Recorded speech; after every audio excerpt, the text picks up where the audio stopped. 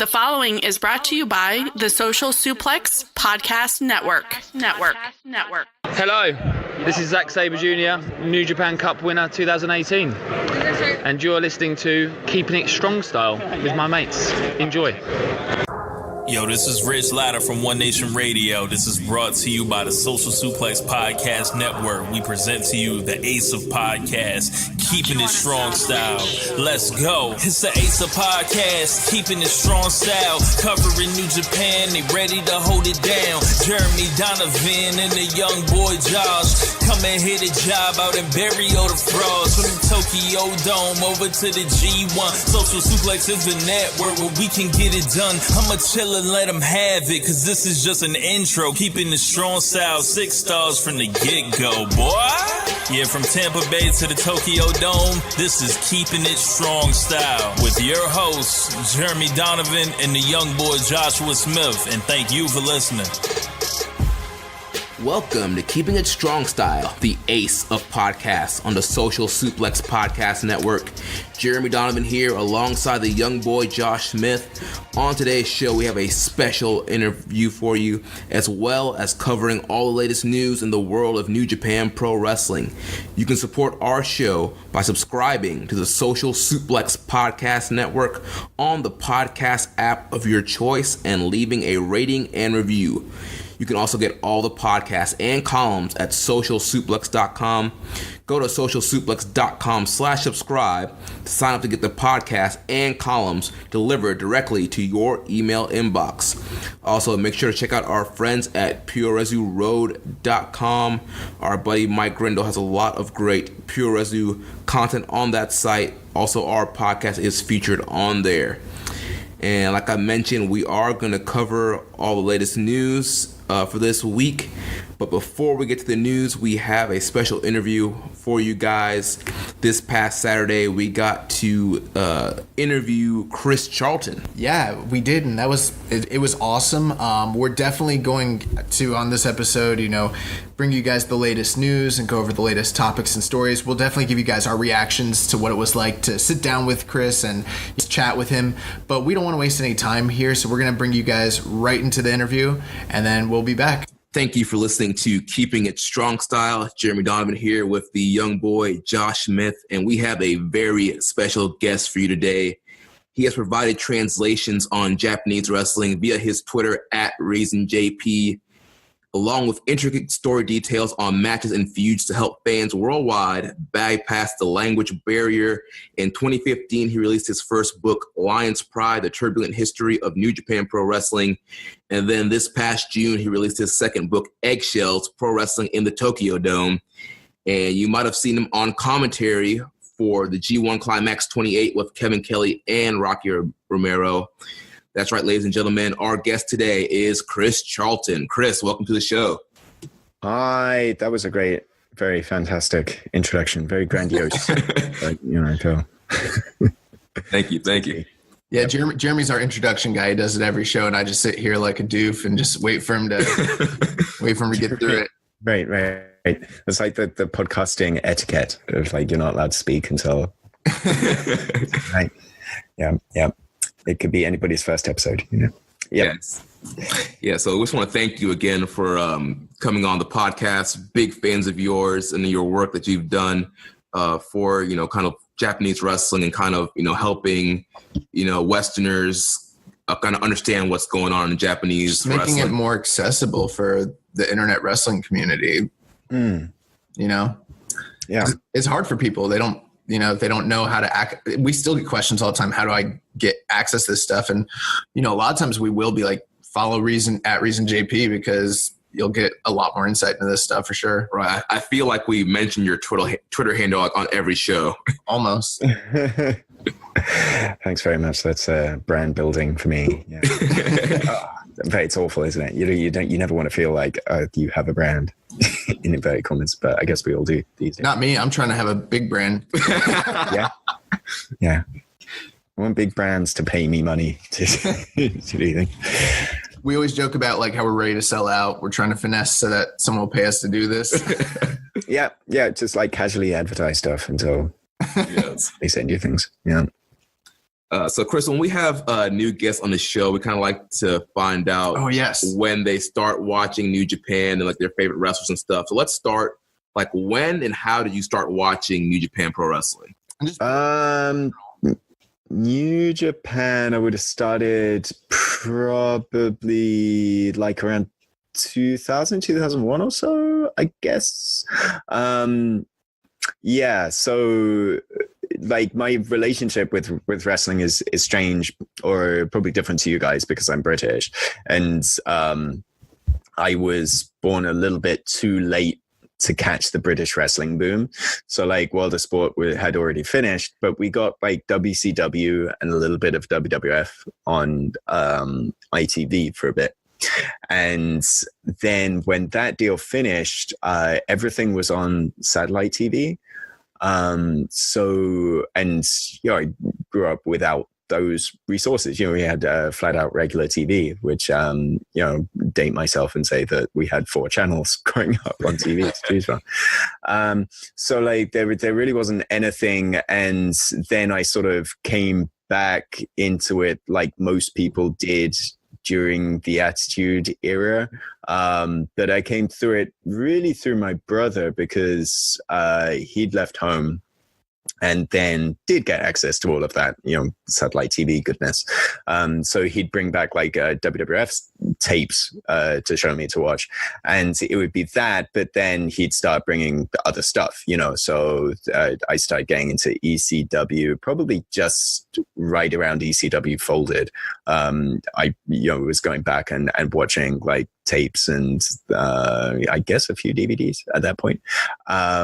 Every now and then my brother would come over with tapes that he tape traded, and like so many people of my generation of fan, like what got me into New Japan was the 94 Super J Cup, which I would have watched on some rainy afternoon in 2000 or 2001, and that's what got me started. That's what it got everybody. So like everybody of a certain generation, I'm chatted with Kushida a while back, and he was asking me, what got you into this product on New Japan? And I said, 94 Super J Cup, and he's like sort of half size. Like, everybody says that, but it's true. Like everybody says 94 Super J Cup, right?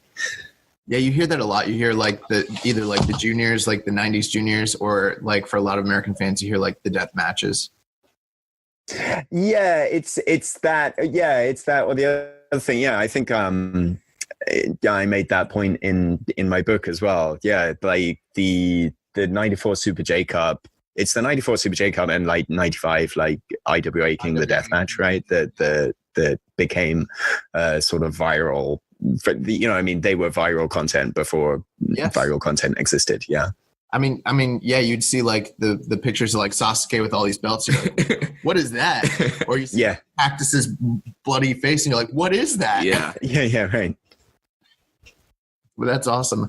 And then who, as far as like, when it comes to pro, like who's your favorite performers and wrestlers, in your fandom, I guess, just personally?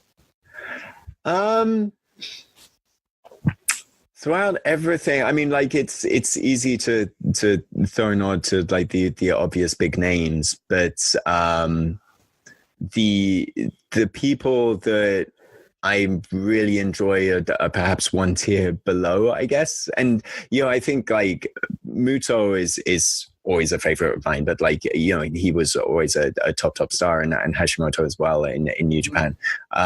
But it's like the slight especially when it comes to like 90s New Japan and then like into the early 2000s, it's like the slight one tier beneath, so Hiroshi Hase, who is a greatly sort of underrated performer, and although he was he was a champion, he was a main eventer, he was a top guy, but not quite as legendary as I think the Three Musketeers were. But like Kensuke Sasaki, who like really informs to new fans who like your Tomohiro Ishii and everything like that, and guys like that.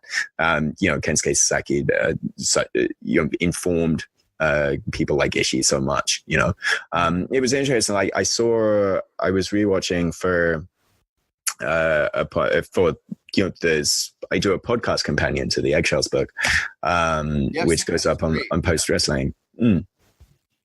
And we were covering 2000 a couple of episodes ago, or I think we were recording that episode. It's not up yet, but so I was rewatching for that show. I was rewatching Tenryu versus Sasaki in the Dome, which was January 4th, 2000. I want to say.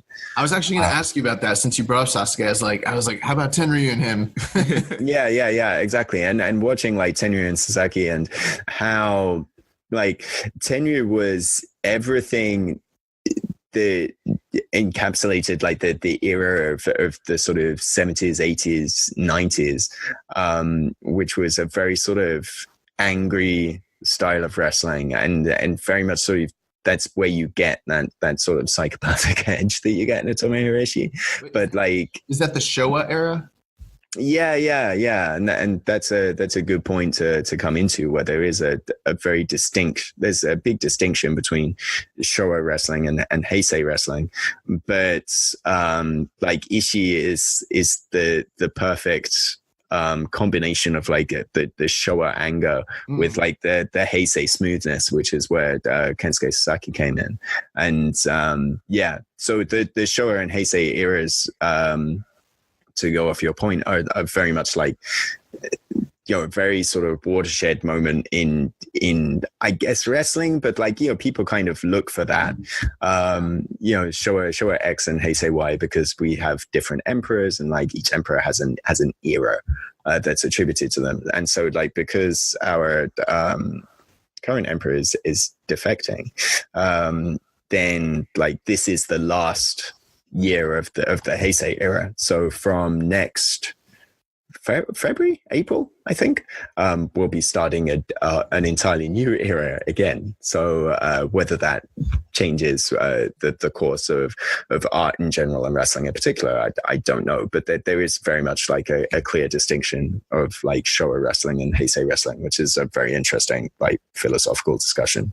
I don't know whether we have time for that on this podcast, but that'll be another podcast. Yeah. But speaking of like eras and time periods, do you have a favorite time period or year of New Japan? Of New Japan, like I almost think we're living in that time now.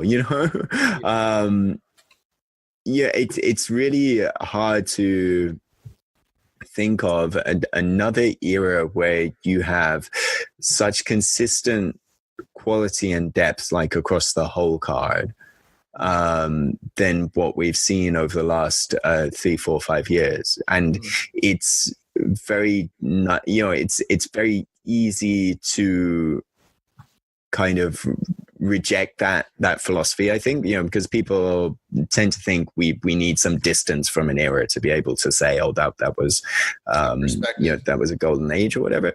But I really think when we do have the distance from Tanahashi, from Okada, from all of those guys, then I think we'd very definitely point to this sort of period of like 2014 or so to now, where I don't think it's ever been as good as now. So out of the current guys wrestling right now, who's your favorite to watch? I know it's going to be hard just to pick one.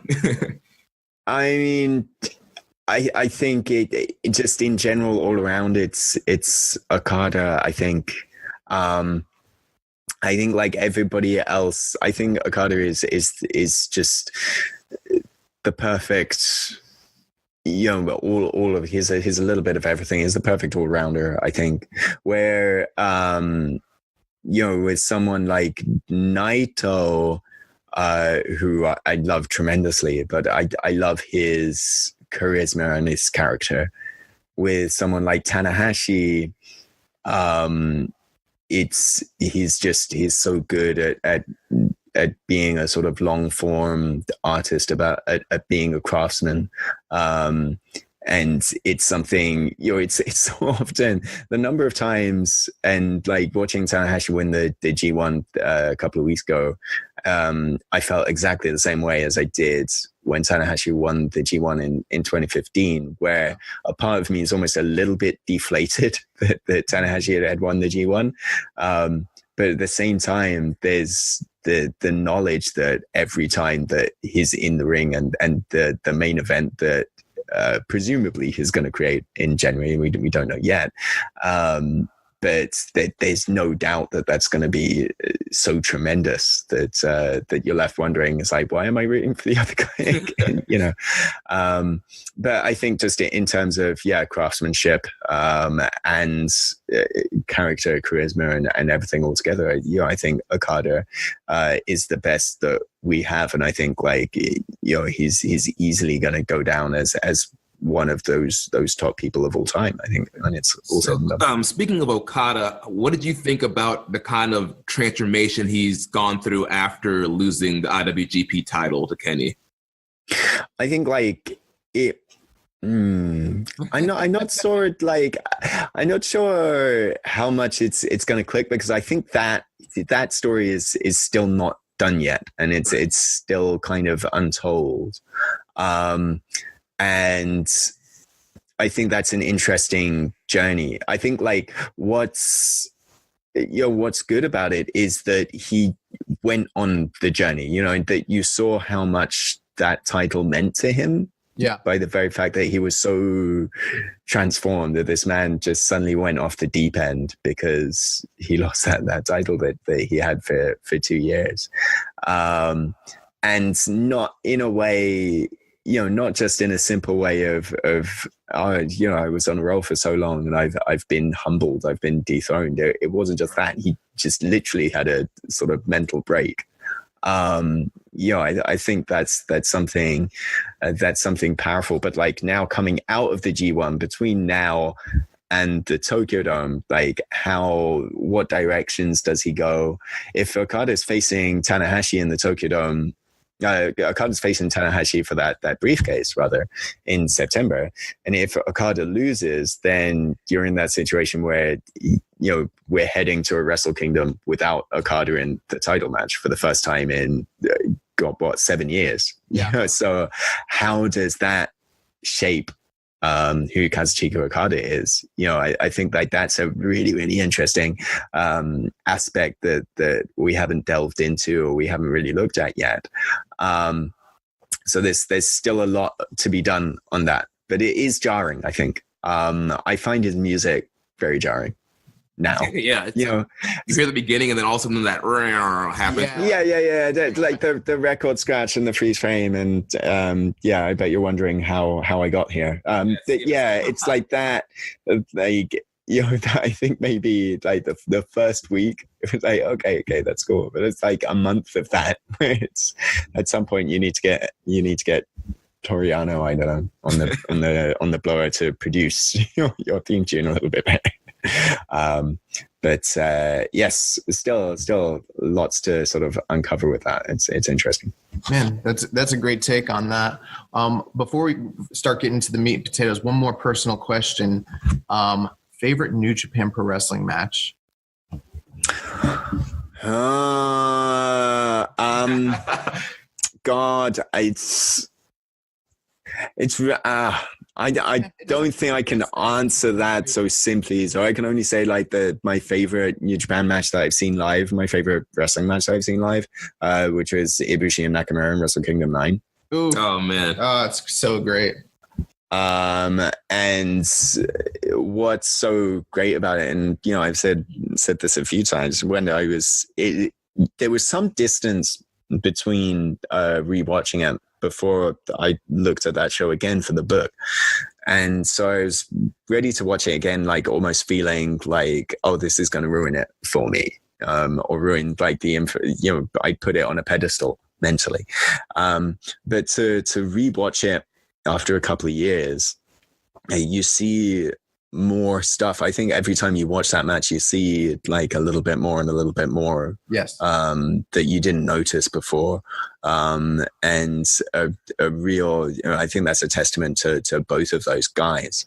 And I don't think you can get like for what now we kind of expect like a 35-40 minute main event or even an IC championship spot in Wrestle Kingdom, but for that match being like just 21 like perfectly crafted minutes, it doesn't get much better than that. I don't know whether it gets any better than that, but that's I'll go with that for now. Cool. So I want to talk about your books and your writing. So first of all, when did you decide you were going to start writing books about Japanese wrestling? The Lion's Pride came from doing a podcast. I used to do like the Japanese wrestling podcast for what was then the Law Live Audio Wrestling. Out of Canada, and like they were sort of run by the Fight Network over there, and so I did a podcast with those guys for a couple of years, and so we started recording that around 2012, so like just after Bushiroad had bought the company, and kind of really before all of this momentum got behind the international expansion and everything that had gone over the last few years. But there was just starting to be a little bit of steam gathering, in the West and English speakers and people wanting to find out more and stuff. So I started doing this podcast, and the feedback we'd always get would be from people thanking us for covering the current scene, but they didn't really have much of a historical context, and there really wasn't anything in English. So it was the perfect storm of that. And then this was, as I decided to write the book, was around the time of Wrestle Kingdom 9. So like that was going on pay-per-view in the West. So like, English speakers were just tuning in for the first time. And also like New Japan was like finally turning the corner and becoming profitable and starting to grow. So, it was the perfect storm of all that got me to think, well, if I don't write this book, somebody else will. So I'll get it out there now. And it was a bucket list thing for me to at least say, hey, I wrote a book. It doesn't matter whether it's good or not. At least I got it out. So the response to that was far better than I'd anticipated. And that I think that spurred on something in me to write another down the line. As soon as I was finished with Lion's Pride, I took a year off where I didn't really know if I was going to write anything else, but I knew I kind of wanted to do something that was more in depth. So I think Eggshells partly came out of a desire to look at something in greater detail than with Lion's Pride, which was very sort of surface level, because it kind of had to be, because like it was such a broad subject matter. But to be able to look at a specific place and frame everything through that, I think I was happy to write something in much greater detail and with a lot more sort of first-hand sources and things like that. And that's what drove the second book, I think. That was going to be part of my question was, the source material, because, being a fan of New Japan, even now you go online and there's so much of the history is contained in forums and with fans, and it's actually hard to find the real source material behind a lot of stories. I mean, Wrestling Observer is a great, resource for stuff like that. How did you get more access to that? And do you think like you're speaking Japanese helped you with that, like with your research and source material? Yeah, it definitely did, because there is an awful lot of history that's tremendously well documented. It's just none of it's documented in English. And so, yeah, I mean, just the simple fact of like that we still have weekly wrestling magazines here, that you don't have in the West. That just, even though like weekly pro wrestling is kind of, it's a little bit fan servicey. There's not much there that's editorial or anything like that, but it gives you a very good sort of snapshot of the era and what was going on at the time. And then there's the fact that, if you walk into, even now, if you walk into a normal bookstore in Japan, like there's a real treasure trove of books, like historical and recent, where people write about, but so much more has been written about pro wrestling in Japan, I think, than has been written about American pro wrestling. There's an awful lot of stuff there. It's just all in Japanese, so that it just needs a little bit of digging and elbow work to sort of parse all that stuff, translate what needs to be translated, and then use that. So yeah, I mean, that's part of, that's another thing, it's a good point. That's another thing that drove Eggshells was a way of being more specific, being more detailed, and having something that was a frame of reference in English, because so much of this stuff is laid to waste, and it was literally like so many of the books that I referenced in Eggshells are books that I managed to get off Amazon for basically free. I was paying the charge of shipping because like they're just left to rot. There's so much stuff there, and if it was a thing where I had enough money to do that, then I could go through and archive all that stuff and properly get everything translated, and it would be a tremendous wrestling museum. But one can dream, eh? So what did the process look like for you writing Eggshells? Was it like a lot of just overall research first? Like how long did it take? And like were you just like have to go back and watch a lot of matches? Yeah, so what I would do to start off would be I'd watch for the most part, once it got into routine, I would like look at the card, I would watch the show, and then hopefully, once I got into a rhythm of writing it, I would watch the show with an eye to, okay, what was going on, what was happening in the ring, but like also like what would be a sort of a way in, what would be an angle to approach that show from a writing perspective. Would there be something that happened during that show where you can link it, where it would kind of create some sort of imagery, some sort of theme for the chapter.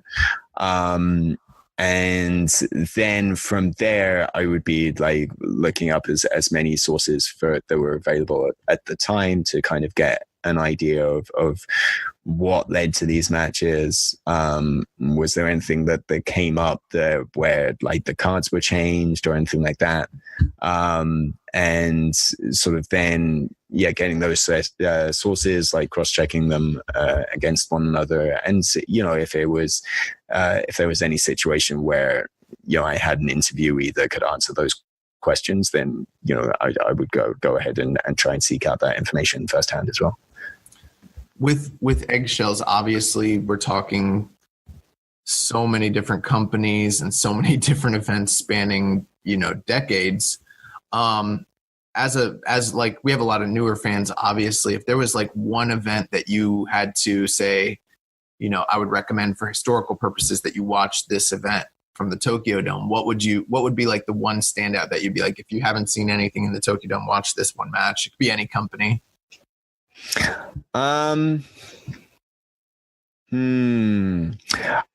like from a sheer, I think just from an entertainment perspective, and like if you're a recent fan that's only been seeing New Japan stuff, then I would say watch one of the two Noah shows. And probably for my money, even though like the 2005 has much higher highs, I think like the 2004 First Departure show, in general, I think like that's better quality top to bottom. Is that that's Kobashi and Mizawa?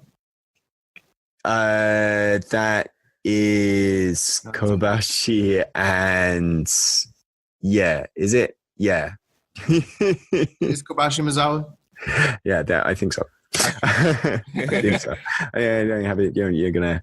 I don't have the time to fact check.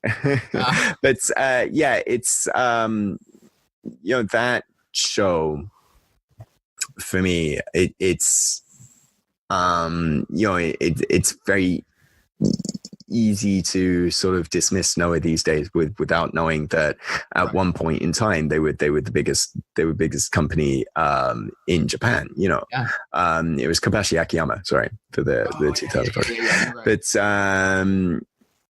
yeah, so, and just to see the amount of energy that was going around that company at the time, it was really, really something exciting. But for like bizarre historical reasons, I would say like go and seek out maybe like one of the SWS shows, because that was such a strange sequence of events that led to that company being created. And there's lots of other sort of historically significant shows. I think like the UWFI New Japan crossover in '95, the All Out War show.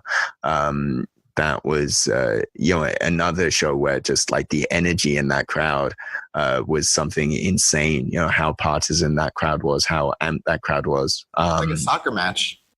Yeah. And completely sold out and just so passionate, so energetic.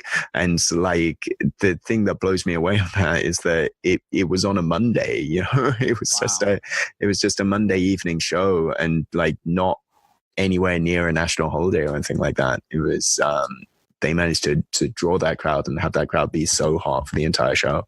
Yeah, really, really, really something. Yeah, to watch that show.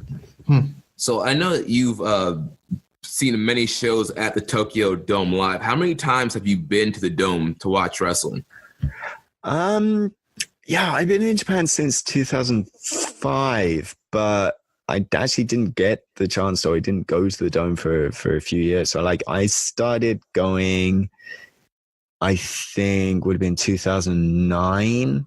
So like that's Wrestle Kingdom 1, 2, Wrestle Kingdom 3. And then ever since then, I've gone every year. So yeah, I must have been coming up to, must have just done my 10th. Yeah. That's awesome, man. What's been your favorite or most memorable of those Wrestle Kingdoms that you've been to?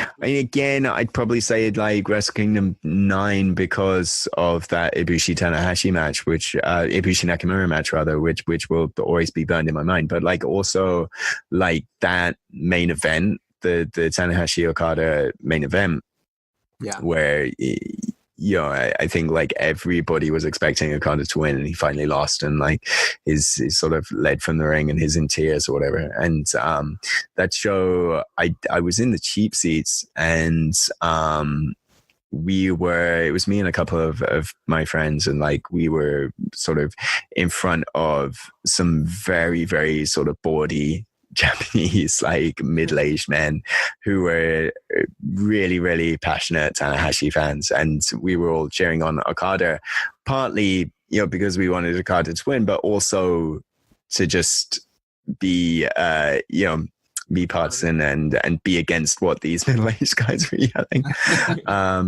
So we started chanting for Okada, and like this guy, he leans over and said like, "Nah, you're not going to win," So we're battling back and forth for like the entire sort of 30 minutes or so, like a third to a war, and like and Tanahashi does win, and we stood up, turned around, like we shook hands, we hugged each other, and like that was the night. It was just a wonderful sort of sense of community, in wrestling fandom. It was such a great moment. So yeah. Those two reasons.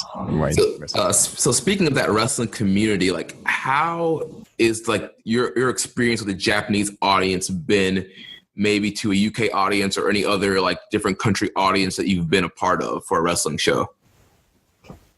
I think, how does interacting with that Japanese audience, do you mean? Yeah.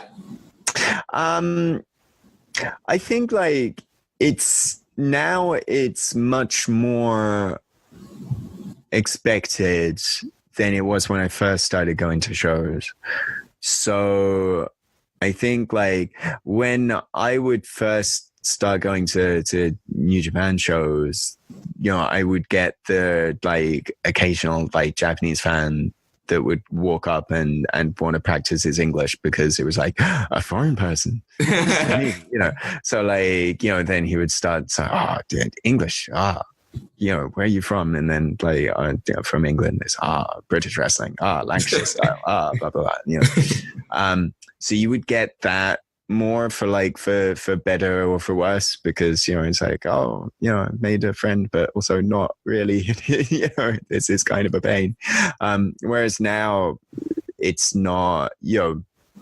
I suppose like in the countryside, it's much less common to have foreign fans going to shows, but like certainly in Yokohama, in Tokyo, in Osaka, seeing like Western fans in a New Japan setting is not something unusual at all. So like you're kind of part of that same, I think like there's a sameness, and you're part of the same community, but in a positive way. I think like that speaks to a lot of Japanese culture in general, where there certainly isn't a fear or a thought that you're malappropriating or that you're hijacking this kind of culture. It's more like, it's cool. It's amazing that you have an interest in this thing, and welcome. I think it's much more, it's a warm thing. It's a positive thing,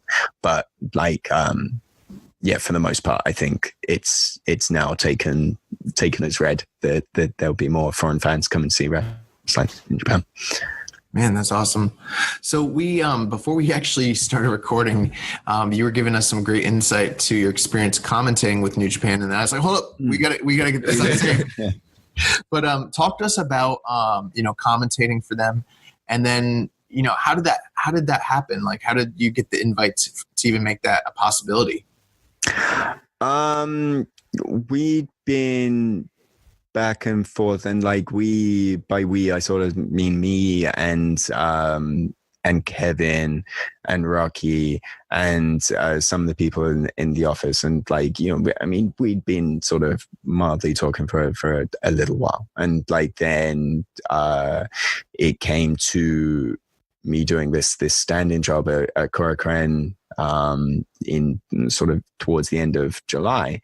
And really, I was brought on that one show just to do the sort of translating and interpreting. If there was a promo at the end of the show, that was going to be my bit. And, anything else, they would call on me if they needed, if something was going on in the ring, if the referee was saying something, if one of the wrestlers was saying something or whatever. So I did that, and I did very, very little that Korakuen whole show, because like that was the Ishii Goto main event.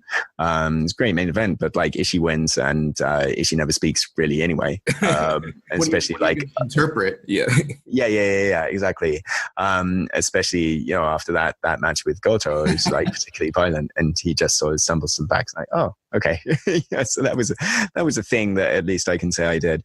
And then I got called back to do the Yokohama show on August 8th, and that was that was mainly because it was near me. I live in Yokohama, so it was an easy sort of step for me to do that. And at that point, Kevin was just like, we'll give you a little bit more, and don't feel afraid to jump in, and when you need us to jump in. So I thought, okay, the worst that could happen is that they won't call me in to do it again. And I think like that's good advice to anyone in that situation. Like, if you do it and you do well, then like they'll like you, and if you do it and you don't do well, like you haven't really lost anything in the end, because they just won't call you again.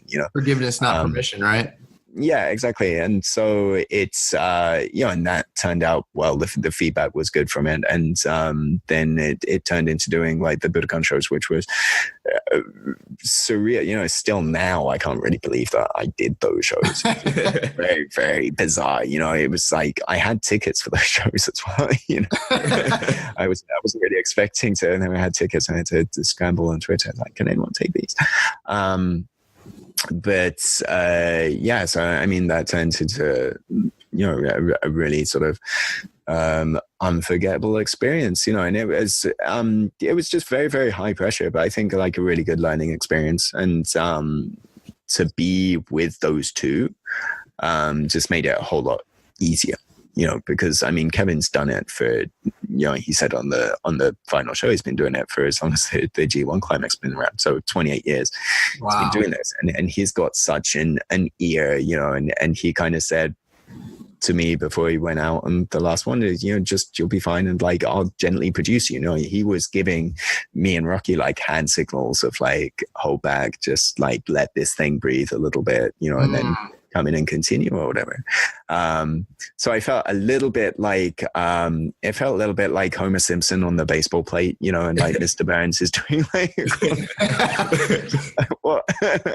But, I think like, as much as, that if it turns into doing more, then I think, that being shoved into the deep end is I think sometimes the best way to learn stuff. And I felt I learned a lot in a short period of time. And as well, because it helps that I get on well with Kevin and that I get along with Rocky, because I think everybody gets along with Rocky because it's the nicest. He's great. Well. Yeah. We actually got the chance to meet Rocky in New Orleans for WrestleMania weekend, and we're planning on getting him on the show sometime in the near future. Yeah, it was pretty cool talking to Rocky, because I was just like, yeah, we run this podcast, and he's like, how many people you guys do every week? And I don't want to say the number, but it was smaller than it is now. And he's like, that's great, I got to be on the show. And I was like, okay. Rocky Romero. right. And there's a thing where, a lot of people will be, oh, that's great, I should do that sometime. And it's like, yeah. But then like with Rocky, it'll be like, yeah, that's great, we should do that. And then like he will really genuinely want to do it.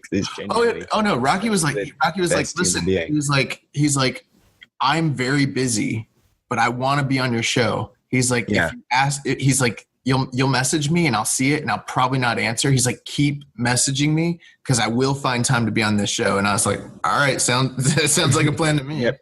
Yeah. So I mean, just like having those two guys there, it felt an awful lot, and knowing that they're doing the heavy lifting. Like really, I wasn't doing much on those shows, so it really felt like I'm just watching. I'm watching the show with a couple of friends, and trying at the same time watching it. And it's something that I've done so much, going to shows live, where I'll go with friends of mine who like maybe only casually follow the product or don't watch at all. And we'll kind of be like, who's this guy? And like, well, you kind of explain things as you go. And that's really all it felt like to me, because, those other two were doing the real busy work. And I was just there to explain stuff, which was cool. Did they give you guys like any like directive of like angles that would be happening or anything to kind of look out for ahead of time? No, like Kevin and Rocky knew better than me, because like they like, I mean, Rocky's obviously one of the boys, and like Kevin like travels with the guys as well.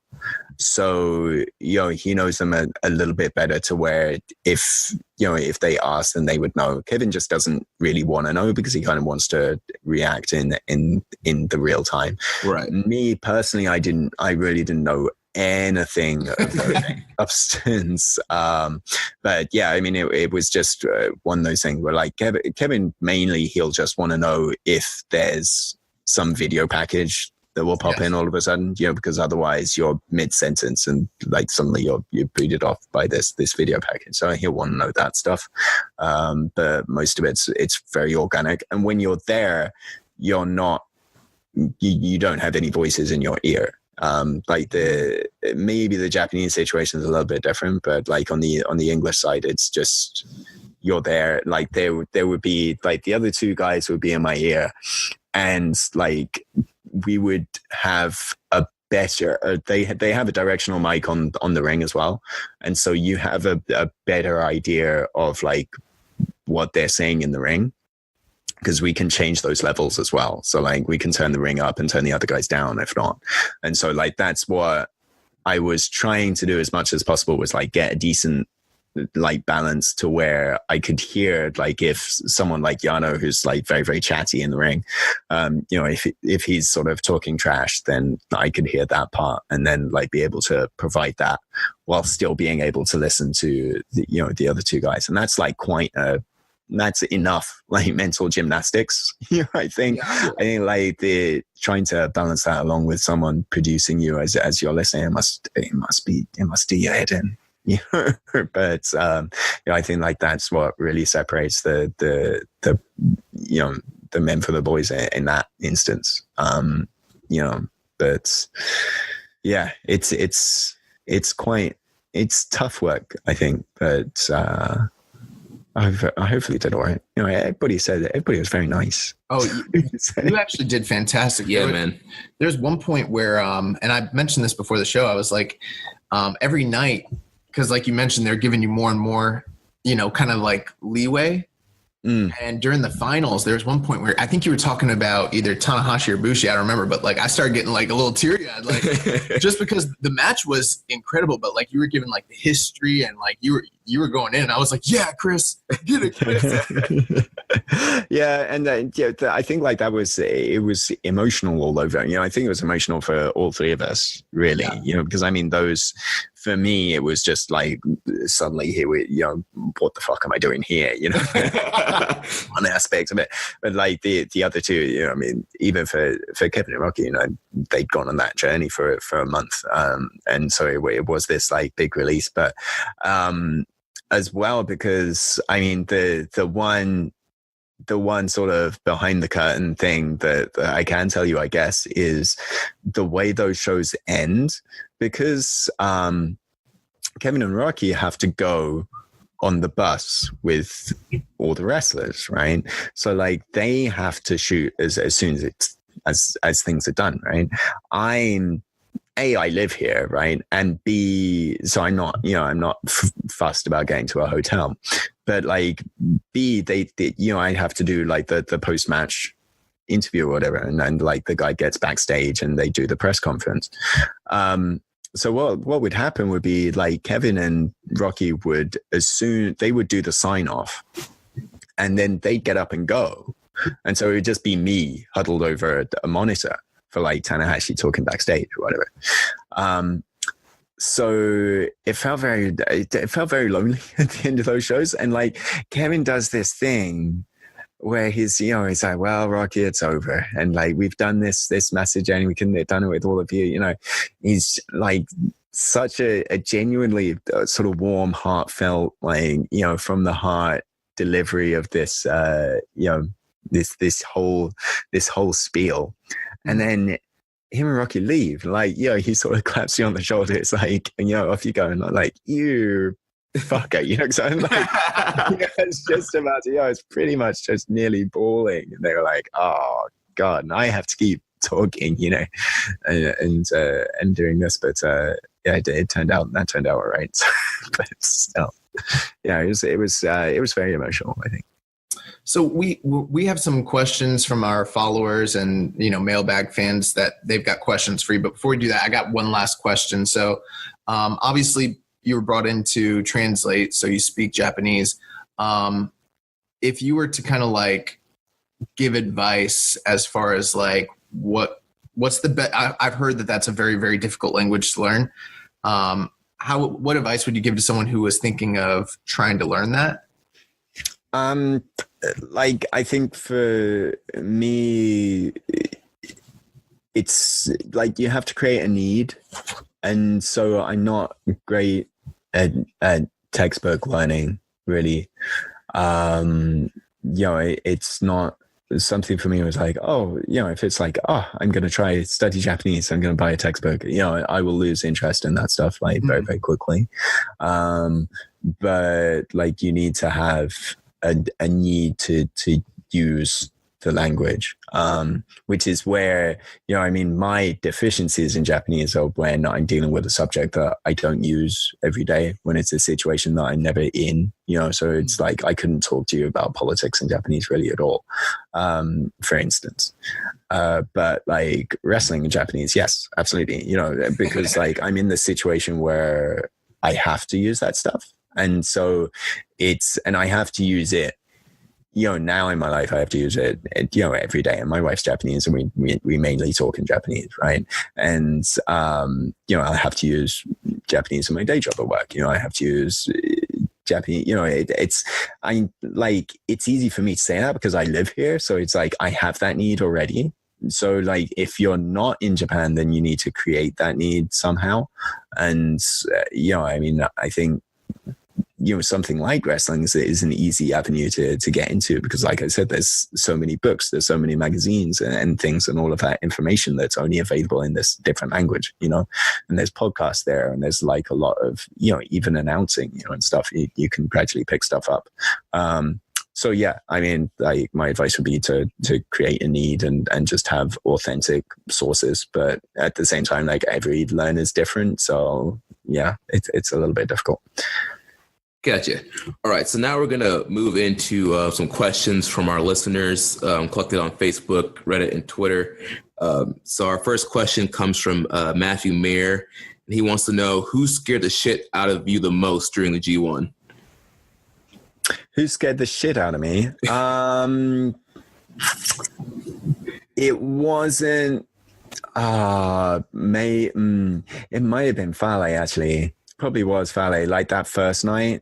Yeah. Like the thing was like the Budokan was like nice and safe, because like we were there was like the extra distance from the ring, and the Budokan like had all sorts of rules anyway, where like nobody's allowed past like these guardrails. You can't mess around, you can't fight in the crowd.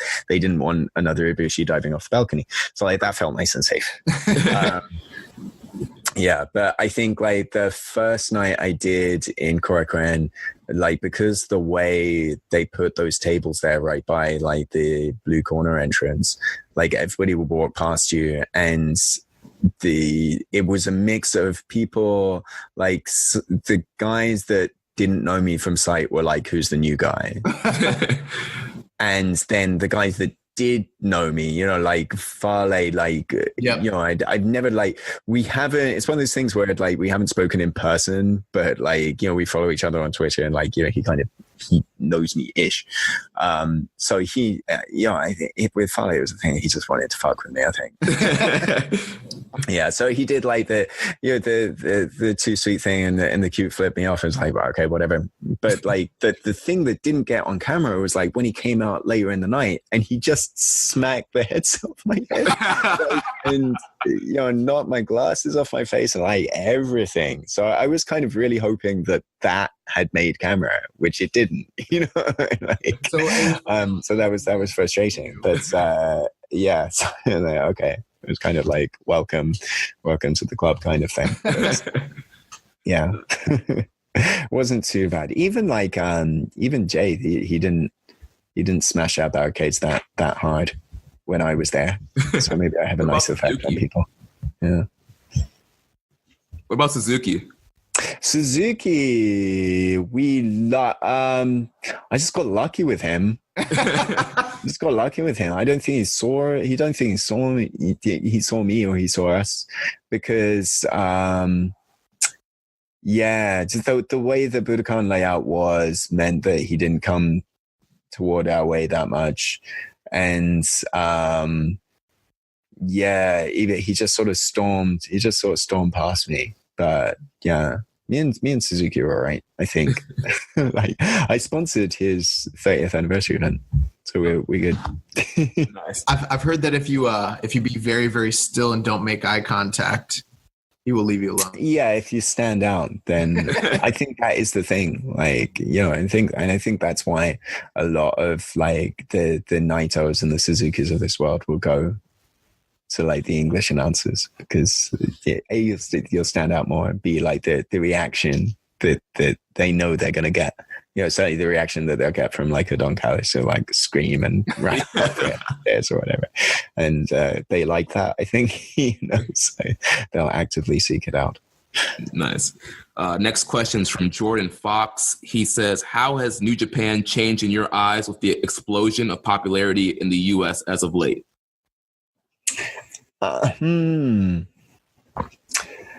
It's, you know, I made this point in the book where like I looked at the sort of data up and down of like the balance of Japanese talent and foreign talent, and how it's now in recent years in New Japan's dome shows, it's getting higher and higher. Like so it's nearly like 50-50 on those like really big shows between domestic and foreign talent. And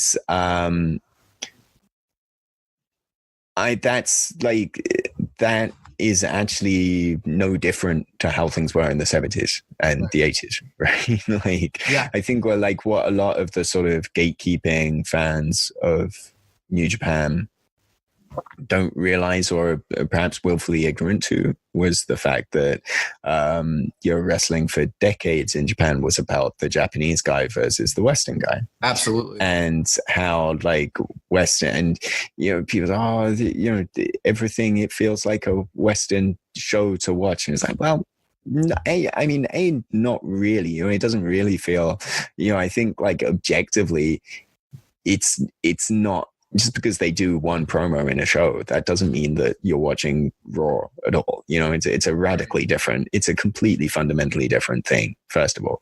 But I mean, if you're complaining about Western philosophies used in Japan, then you should stop watching Japanese wrestling, because like that's all, that's all that it is. Because, everything, NWA and AWA and like Memphis and everything like that informed every Japanese promotion. Right. From the 60s, 70s, 80s, 90s, 2000s. Like that's all like America influencing Japan, right? And that's not to say that things were copied wholesale, but it's like, you know, in the Japanese scene, it was taking what worked, adapting it, localizing it, if you will, for this audience, and then going from there.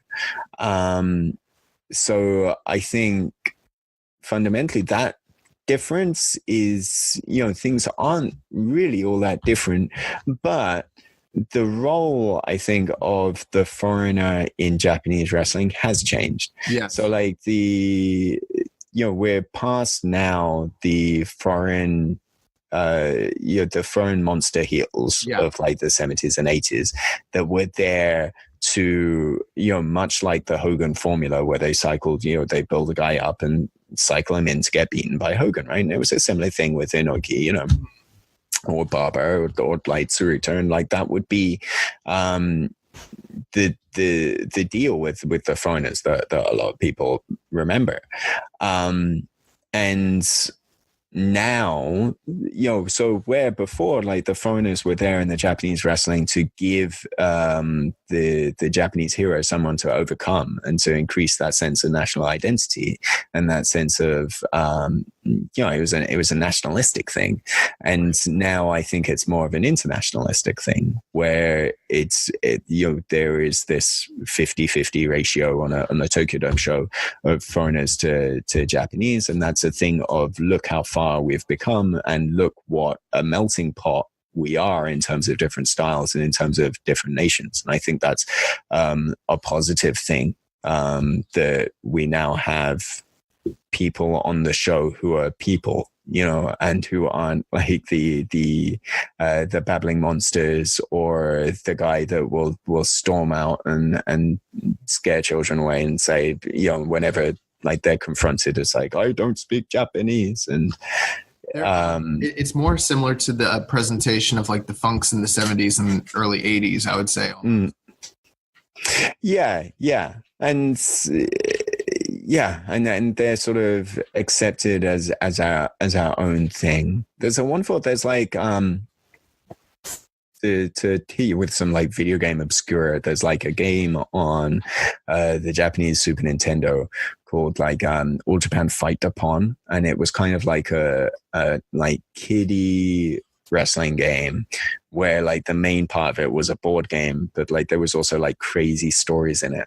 And one of the stories is like about Stan Hansen and like the other foreigners, and like the bulk of this storyline is Stan Hansen like wrecking shit like Godzilla, like storming around, like breaking everything, like kicking over buildings, making kids cry, and like his only line is like Nihongo wa karimasen. Like I don't know what you're saying. I don't know Japanese. And that's all he says in this thing. And like it's funny, but it's also one of those like collar jerking kind of things, you know, where Awesome. you know, now we have foreign guys on our roster that are much more accepted, whether that's, you know, they're accepted as part of like they're not foreign guys, they're New Japan guys. You know, Juice Robinson isn't, you know, is like as much of a dojo guy as anybody else on those cards. And like you know, and it's great as well that we have someone like Kenny that's an ambassador for that, and for like kind of more of an open-minded mindset, less nationalistic and more tolerant, I think. Awesome. We have another question from one of our listeners, Zach Porter. He said, first off, Chris, I've really enjoyed reading Eggshells. While making it, have you come across some really underrated shows? Any hidden gems that you would recommend? Hidden gems. Lots of like, yeah, I'll tell you what, actually, like, yeah, because I was just rewatching it. The 2004 Wrestle World show, so like January 4th, 2004, is a really, really solid show.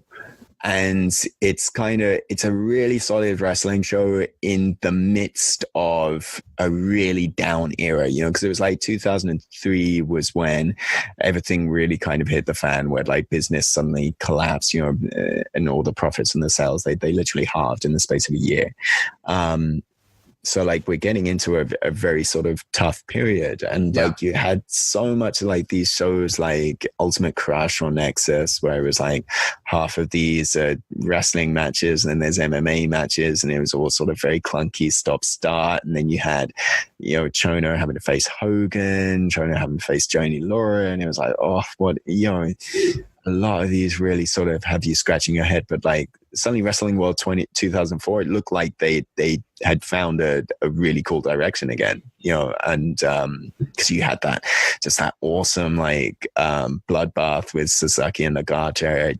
You had that Shinsuke Nakamura Takayama match, which on the face of it isn't like a 5-star classic, but it was you know, a really kind of pivotal match in forming Shinsuke Nakamura as a pro wrestler. Right. So yeah, I think that's probably like the epitome of like an underrated show in an underrated era to check out, perhaps. And it's all on New Japan World as well, so that's helpful. Awesome. So our next question comes from Reddit user WRPLA101. He says, what you brought to the table during the G1 was really cool. The historical perspective and context you provided made almost all the stuff you commented on better, not taking anything away from Rocky and Kevin Kelly. He wants to know, what match from the last year do you wish you could have been at the desk for? I don't know at all. Like, yeah. Oh, I don't know whether I can answer that, because it was so, as I said, like it's so strange. Yeah, I like there are times, right? I think like every fan's like that when you kind of watch wrestling, and maybe I'm sort of betraying myself and my own weirdness here, but like you're when you're into a match and like, you know, the wife's gone to bed and the kids are in bed or whatever, and like you're on your own and watching wrestling, you know, and the times you sort of jump off your seat, the times where you sort of start pacing, and you kind of have, you're almost yelling out calls, a sort of silent yelling. I'm right there with you, man. Right. But it was, it was so that's part of what made it so surreal to do those finals. Was like, oh wow, I'm actually doing this. I never really envisaged it, so I never really had a thing of, oh, I wish I was doing that. I never really gave it much thought. Maybe like, I think like Naito and Okada from like January 4th, because I think like that was probably, with the role that I'm sort of in, of like doing those background things, and like it felt like, writing that section of the book, it felt like very much, it felt good to sort of relive that and take that, have my takes on that, and then being able to see that and see certain parts of that match and what they meant to me at that time. It would have been a cool thing to get across, perhaps. Yeah, I don't know. Yeah, that caught me off guard, actually. I'm not sure whether that answered your question. Maybe. He had a follow-up to that. He said, what do you think about Kevin Kelly mentioning he'll be potentially going back and overdubbing some older stuff for New Japan World? And would you like to be involved? That's something that we've talked about for a long time, about getting more out of those archives. And I think like it's really, really important to do that, because because I mean, if nothing else, we have a great archive on that website. It's not, sometimes it's frustratingly incomplete, and it would be nice to get more of those stuff out there. But I mean, it's one of those catch-22s where, they will say, well, we have a limited number of resources, and to spend those resources, or to spend that budget, whether that's in terms of money, securing different things, whether that's in terms of literal space on a server, whether that's in terms of like the man hours it takes to encode things and put it in the database and this and that,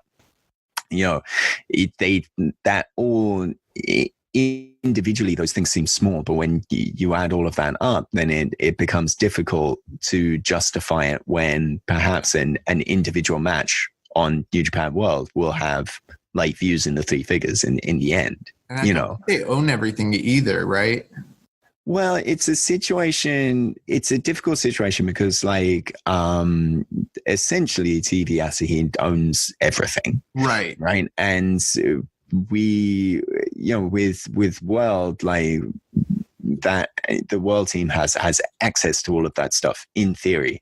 That said, though, there's a different thing with owning TV rights and owning portraiture rights. And we have this thing in Japan that's a headache of portraiture rights, which is basically it exists. It's kind of all like anti-slander, anti-libel laws, which I'm not particularly au fait with.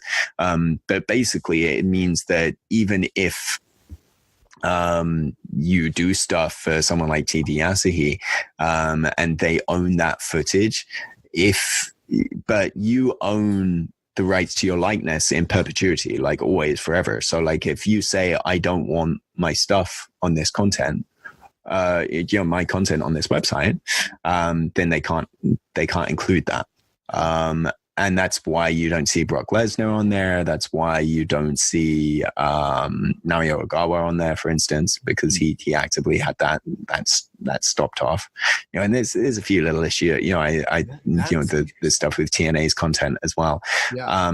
So there's a few more minefields there where it isn't necessarily we don't own it. It's more that there's individual rights to sort of to take into account, which in a way, having those rights and those legal that legal background, in theory, I think that's a wonderful thing for the individual, in principle. But it's just that when it gets to like the actual practice of having this archival content on Worlds and services like that, it's a little bit disappointing that you can't always get what you want in that regard. But it's certainly like to have more people watching that archival content, then it justifies us being able to add more. Yes. You know, but nobody's going to watch that content unless you have, you know, somebody with authority tell them, you know, what was happening here and why, you know. So yeah, my understanding is that we're sorry, this is a really long answer, but I mean, my understanding is like that there's going to be a series where it's less about overdubs, but it's more about doing you know, throws to specific things. So like talking for a few minutes of like, here's this match, here's what was going on around it, here's why it happened, blah blah blah, here's what it led to.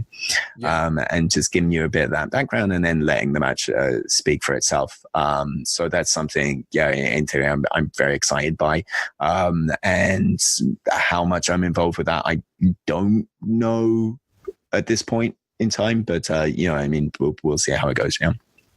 Awesome. And the last part of his question, he wants to know, how do you think you would have played off Don Callis if you ever get the team up for him for a show? Yeah, I don't know. I presume, I think we might be all right, you know, because it was one of those things like, and lots of people were very sort of kindly said online, and it's something Kevin said to me as well, that the way it worked out, you know, I mean, Kevin's doing the play-by-play stuff, and then Rock is there to say, here's what it's like as a wrestler. And like, you know, people were saying like I was kind of in the Mike Tenay kind of a role. Ooh, yes. That's right. Where it's like, you know, here's the sort of anal retentive, and you know, this happened here and blah, blah, blah, and kind of giving the stats and that kind of thing. And I think like that's something that someone like Don Callis, who's kind of like, you know, Don's almost in the Bobby Heenan kind of position, and that's something where, you know, I can throw up a bunch of stuff that he would probably, you know, liberally make fun of and do that kind of thing. And I think like that that back and forth would be fun, you know. So you know, I don't know whether I would whether I will ever sort of sit down next to Don Callis on the team, but like it would be a fun thing to do. I have faith you will. But we got 4 more questions. I'm one of our listeners, his Reddit username is Kokada. He's got a 2-part question. He says, so what do you do for a living? Is there a reason you cannot do commentary full-time? That's the first part. And then the second part, it's been a while since I've read Lion's Pride, but I remember in it you alluded to a former IWGP champion taking out the gems of the title belt and pawning them. Who do you think it was?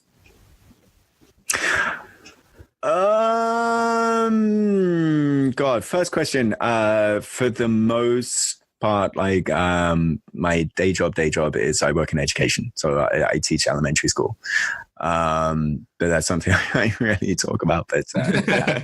That's my day job. Because of that, then you know, I mean, what happens? The honest answer, what happens here in terms of announcing, in terms of like New Japan in general, I really honestly don't know. So, you know, it's just, you know, everything's play it from by ear on that part. And possibly because of that, then I'll plead the fifth on like the last question as well, because I will not incriminate anybody that certainly might employ me in the future. So, oh, gotcha. All right, next question comes from Reddit user JQNCG. He says he'd like to know what you think about the reaction of the Japanese fans to Switchblade Jay White. Jay is, I think the company is very aware, and people that make the decisions, and certainly like Gato, like he's very aware when he's on someone, and I think like they're really on someone with Jay White, and he's done so much in this year. You know, I think like he's a really good candidate. Or he will be a really good candidate when it comes to like anybody's like most improved picks, because as a guy that always had the tools but didn't really know, I think like if you watched the Wrestle Kingdom match with Tanahashi, and even like I think you get that in the comments he gave me for the book, where he wasn't really sure how to be in that character, he wasn't completely comfortable in that skin yet. And I think like now he really is. Yeah. And so, and I think like, once you're there with everyone. It doesn't really matter whether you're Japanese or foreign, but I think, he stands to do very, very well, I think. And again, I mean, like, like so many guys, like a Devitt, like Devitt was, he was the guy that discovered or sort of put the call into for Jay White in the first place. And, you see a lot of Devitt in him and like in the fan reaction to him as well, because like much like Devitt was, a guy that went into the New Japan dojo. So very much, accepted by the fans as one of their own. And then to have that sort of sharp change in character and be someone that like that's much more reviled. I think like he's very much somebody that the fans will invest in, I think, going forward. So yeah, I'm really excited to see what he does over the next year or so. That's awesome. We have a question from Reddit user BlobBTDQ, and he said, I loved your anecdote during the G1 final when you gave some backstory on Ibushi working in Narita Airport as a young man and how he still lives in Chiba to remember where he came from. Mm-hmm. I would love to also know the interesting / unexpected facts that you know about some other wrestlers, if you're able to share. God, top of my head. I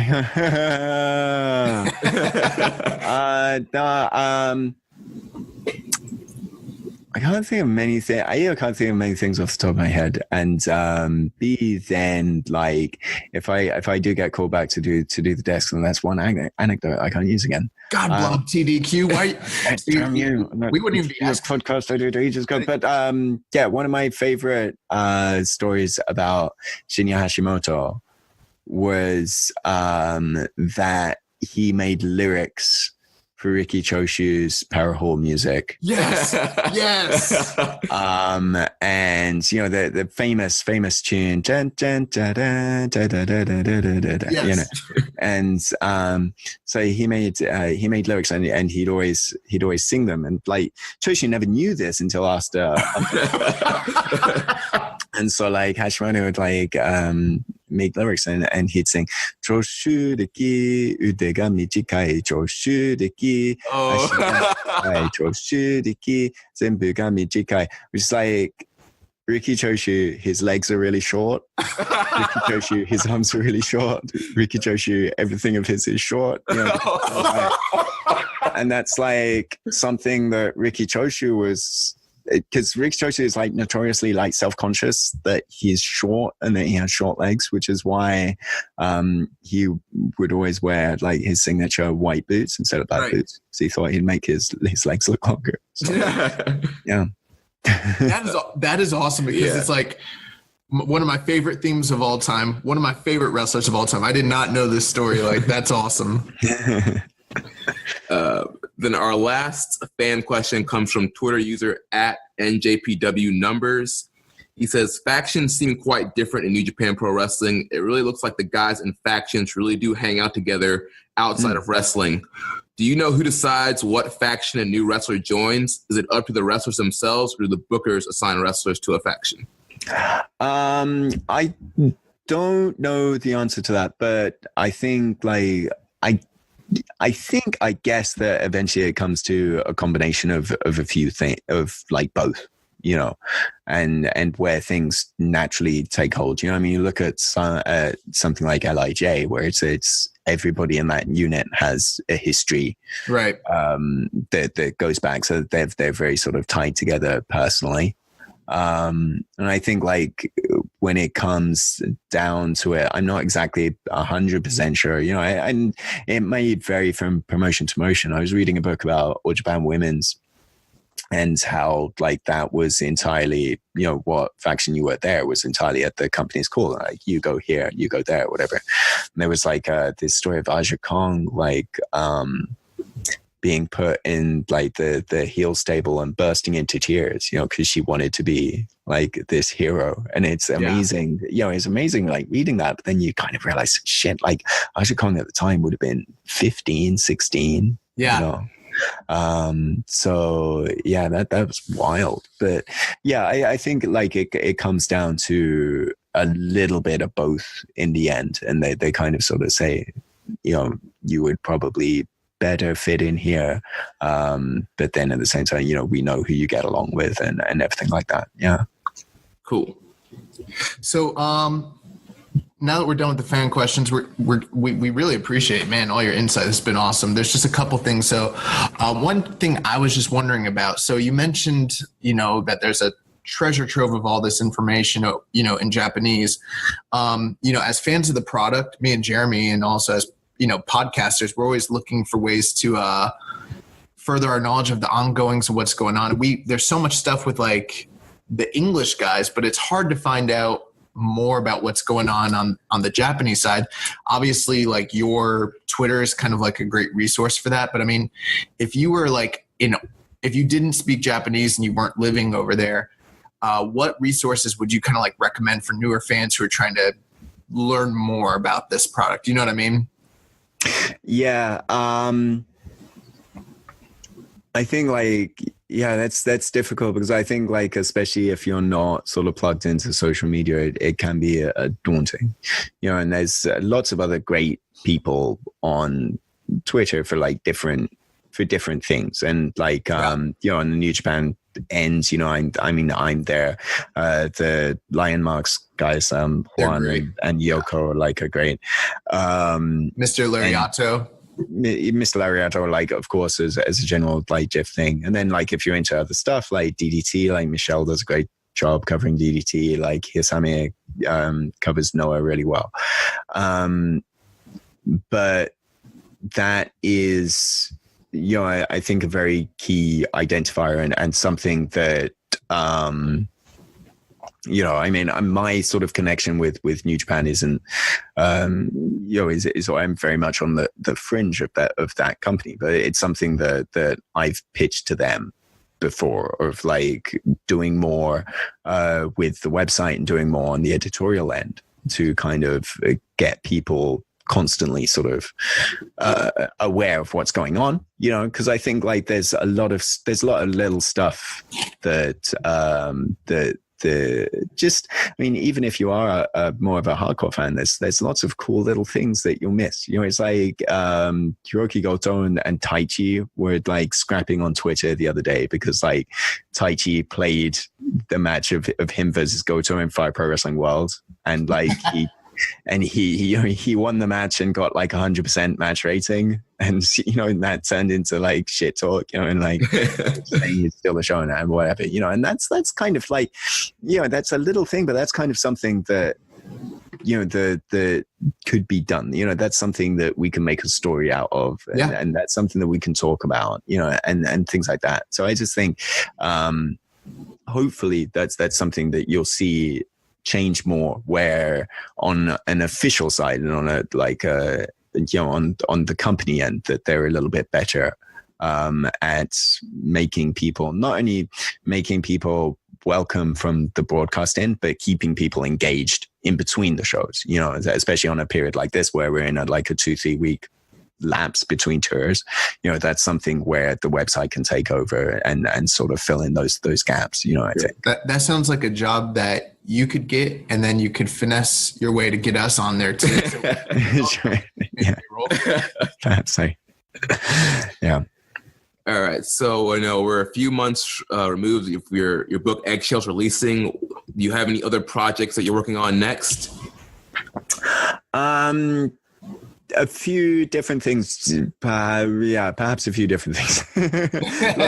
There's, there's a few stuff that's in different sort of areas of like being pitched or being made, or or has already been made but never been put out.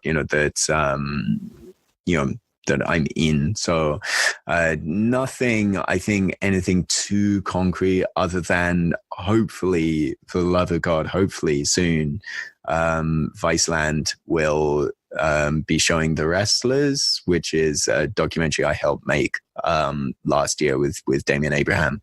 And that is a really, really great show. I know for a fact. And that, that covers not just Japanese wrestling, but like stuff in Mexico, stuff in the Congo, stuff in Nigeria. Like Damien went all over the world to look at the sort of weird and the wacky in pro wrestling. And I had a big hand in those Japanese episodes. So I'm looking forward to that finally being out there so that people can actually bloody see it. But we have to wait for Vice to get their fingers out on that one. But yeah. Well, Chris, when you do come out with your next project, whatever it is, you got to come on here and tell us about it. This has been awesome. I thank you for coming on the show. I feel like I just sat under the learning tree for a period of time and just absorbed all this knowledge and goodness.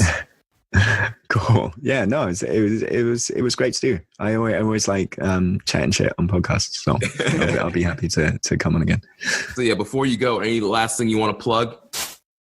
Of course you can still get Eggshells Pro Wrestling in the Tokyo Dome on Amazon, primarily paperback and Kindle. I think it's one of those things where every now and then people are like, I don't want to give money to Amazon, which is fair. That's a fair call. So on those instances, if you reach out to @ReasonJP on Twitter, and I'll try and sort you out a copy. Also, to go along with that, I do a weekly podcast, the Eggshells Podcast Companion, which looks at a different year with a different guest every week, and that is on the Post Wrestling Network. And this week, I think they just put up the 98 episode. So me and Kim Justice, who's she's an amazing YouTube documentarian, and we talked about 1998. So that's cool, and you can check out that. And that's it. All right, awesome. Thanks again, Chris. Thank you, Chris. This has been awesome. All right, cheers. Thanks very much. Wow, man, it was so great having Chris on the show, man. Yeah, it's kind of surreal. You follow someone on Twitter for, a long period of time like that. And then, they're on New Japan Pro Wrestling. And then, one Saturday morning, you're just chit-chatting yeah. in your living room. Yeah, dude, it was crazy, man. Like you're just buddies. Yeah, I felt like we knew each other. The thing with it, too, is I think that with the interview, it was great because we gave Chris a lot of time to sort of just say his piece and answer the questions, because obviously you guys tune in every week, you guys hear us blabber on and on.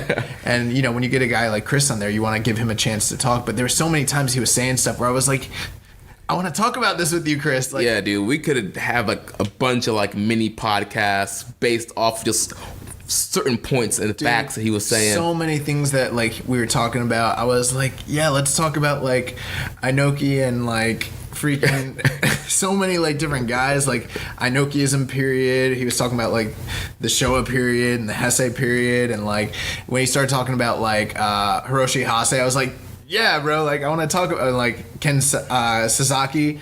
I just wanted to discuss all that stuff with him, and I was like it was great because everything he said was so comprehensive. There was a wide range of subjects that were covered that we don't always touch on. Right. So I was like, man, this is a great interview. Yeah, and thank you for all the you guys that sent in questions on Facebook, Twitter, and Reddit. Yeah, that was a great help, and Chris loved you guys' questions. So yeah, there's a few questions where he's like, I don't think I can answer that. there was actually one point like we were talking, and he was like, oh, I don't think I'm allowed to say that. He's like, kayfabe that. And I was like, oh, okay. All right, Chris Charlton. But like, I feel like we're one step away from working for New Japan. Like, yeah, just a couple degrees of separation. Like, next thing you know, we'll be in the booth next to Kevin Kelly and Rocky Romero. We'll do it. We have nothing to add. We're just there at a 4-man booth. What do you think, young boy? Oh man, this match was good, but it wasn't more than 5 stars. Last week, some of our listeners were kind of asking us when we're gonna get a break, and take a week off, and it has sort of felt like it. Like there's been no New Japan shows. We did that interview, which was a breeze on Saturday, and now it's Monday night, and I'm used to like powering through these like long sessions, and it's like, man, there's nothing going on. Like this is like a free night. Yeah, it's like a short day at school, like when they have like half day at school, early release. Teachers training day. Yes. I'm like, oh my god. Oh man. And then and we're getting ready to go to All In on. We're leaving Thursday, going to the AAW show, guys. If anyone has Friday night tickets to AAW, please hit me up, dude. Hook your boys up, man. I mean, we're willing to pay, man. There was a Reddit user, I'm gonna just call him out now. mgrant95. He hit me up, was like, "You want to buy these tickets?" I was like, "Yes, I do." We started talking. I don't know what happened. Maybe I asked him too many questions because he just stopped answering. I was not trying to get swindled, and I'm not saying he was, but maybe I just annoyed him with my questions. I don't know, but like he just stopped talking to me. He probably sold the tickets, and like I really wanted those tickets. And now I'm like, dang. Now we're gonna have to like do something super touristy, like go to the Sears Tower or something, go to Wrigley Field. Yeah. I don't know, eat at Gino's East or hang out at the Bean. Purple Pig, yeah. Yeah, like, I don't know. We're going to find something to do. Yeah, we'll figure it out. And if you guys are, in town, hit us up. Hit me up on Twitter at Jeremy L. Donovan or, on Facebook or whatever is easier for you, and we'll hang out. Make sure you guys are at our Q&A panel at StarCast. We'll be right outside of the StarCast building. No, we're on the main stage. We're right before Observer and right after... Eric Bischoff. Like Eric Bischoff, yeah. Eric Bischoff's opening for us. We're co-main event. We're right before Observer. Yeah, no, we will not be at StarCast. We're not? But I bought us platinum bracelets. I wanted to see the death of WCW like Q&A and like sit through like those guys talk about War Games 87. You wanted to see the Marty Scurll concert? Yes, I wanted.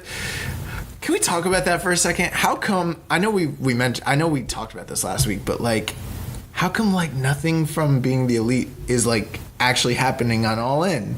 Like, why are we not getting a Marty Scurll concert? Like, it seemed like that everything was leading to that, but now we're not getting it. I was really looking forward to him to like do like, "Oops, I did it again" or something like that. Who knows? Maybe he will post match. I don't think, especially if he pulls out a big win. He might beat Okada.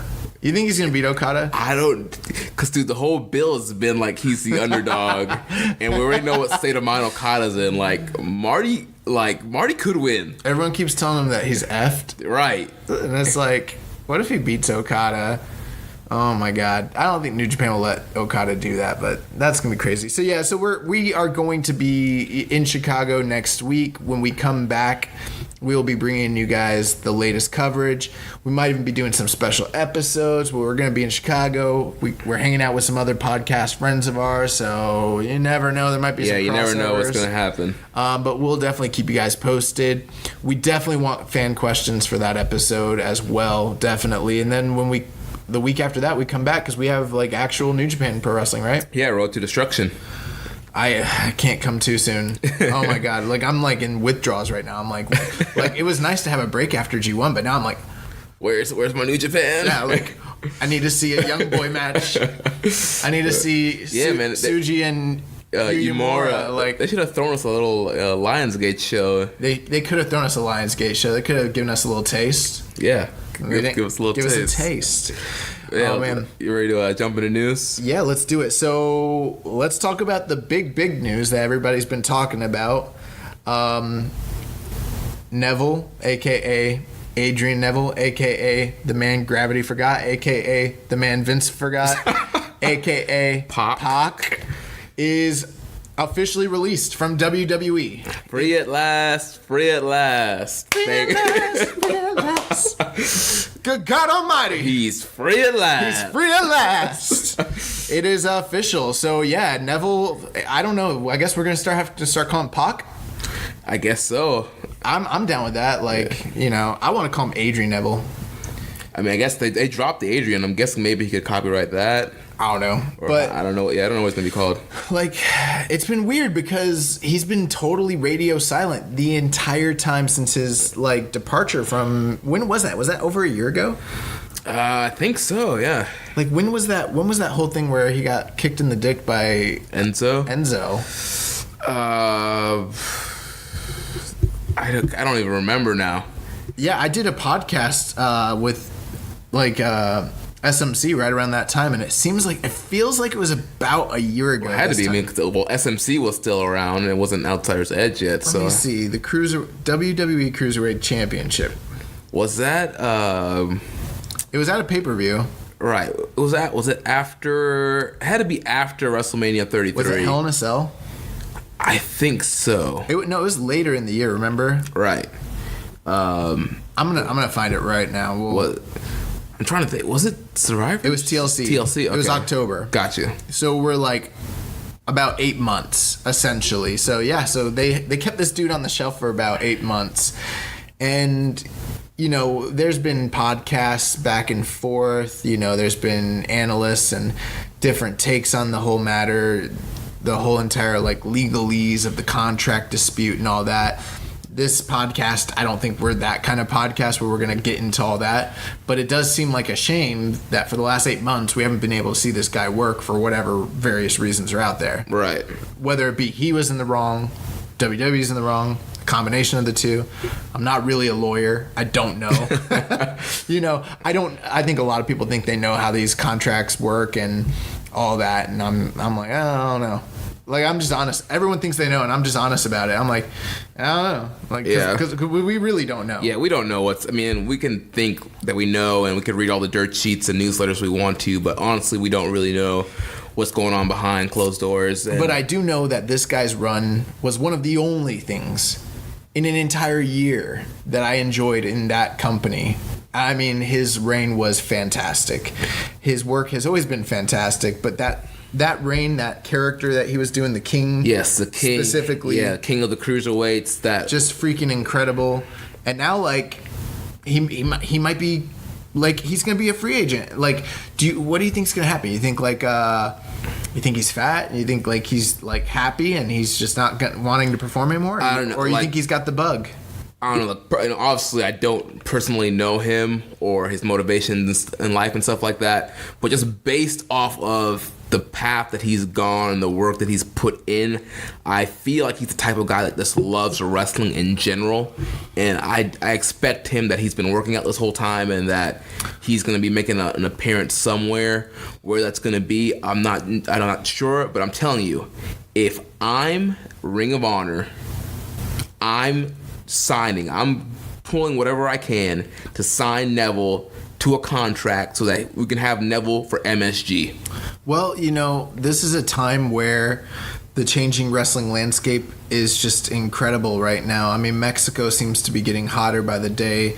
The European landscape is just like a wild, wild west out there right now. Obviously, with him being European, like, that whole field is wide open for him. I'm sure every promoter in Europe is wanting this guy to probably come work for them. Obviously, Japan. Pac's been in New Japan before. Pac's been over in different promotions in Japan. So, I mean, that's not unfamiliar to him. And I think given the current state of New Japan Pro Wrestling, he would fit right in the mold. I think they could find something perfect for him to do. He can work that style. Yeah, I mean, I think he would be perfect in New Japan. But getting back to the Ring of Honor, we mentioned this a couple weeks ago. That's what I was about to say. They need to be starting to sign guys for that MSG show and just for their roster in general, and create top stars. Especially, we don't know if Bullet Club Elite is going to be leaving or not this year. You know, Cody said that they're going to be leaving together. They're making their next move together. Him, Kenny, and the Bucks. So, you know, if they leave, they need some star power. And I think Neville would be a great guy to bring onto their roster, especially to have him for the MSG show. Well, I think that's the goal and that's the aim. But, you know, the whole entire U.S. scene is just changing so drastically and so quickly. A couple years ago, it was like all about these super indies, you know, your AAWs, your CWF, Mid-Souths, you know, PWG, all these different like super indies. And none of them had TV. And then like over the past year, it's like Impact's back. Lucha Underground, even though they're not thriving, they're around. Freaking MLW suddenly is a major player, and then Ring of Honor, obviously. And so, right. And I think, you know, you get all these streaming services. You know, everybody has their own streaming service, or they're partnering. You got Powerbomb TV. You have the WWN Club. You got your Honor Club. And it seemed like, you know what? It's funny you mentioned that. It seemed like probably about a year to 2 years ago, that's where like the battle lines seem like they're drawing, like who's aligning with this service and who's aligning with this service and all that. Now it's not even so much that, because some of that's with like Flow Slam kind of falling apart.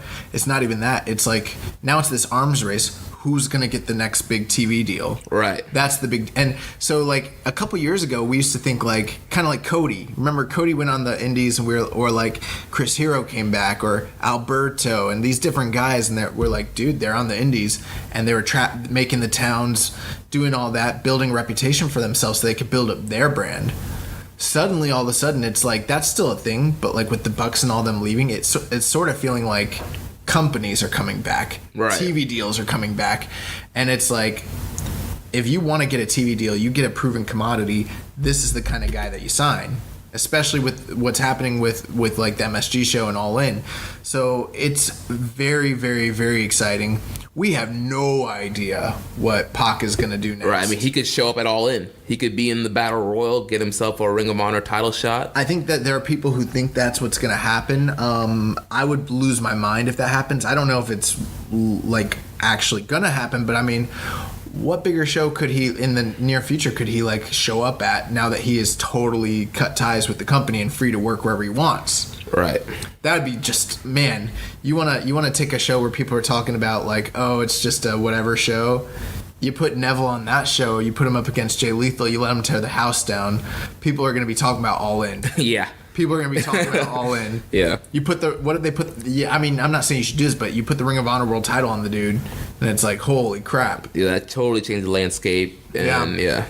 So, like, certain guys have reacted to this. I know Will Ospreay's come out, and he immediately called dibs as being the first guy to get a crack at him. Yeah. And we'll get more to that. I don't know if that's what's going to happen.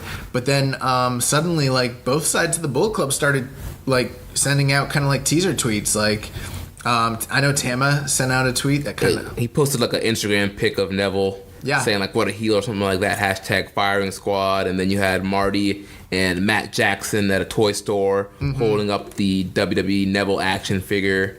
So, percentage-wise, out of 100%, what do you think the chances are that in the next year we see Pac show up in the New Japan Pro Wrestling ring? If you had to give like a statistic, like what do you think? What are you feeling?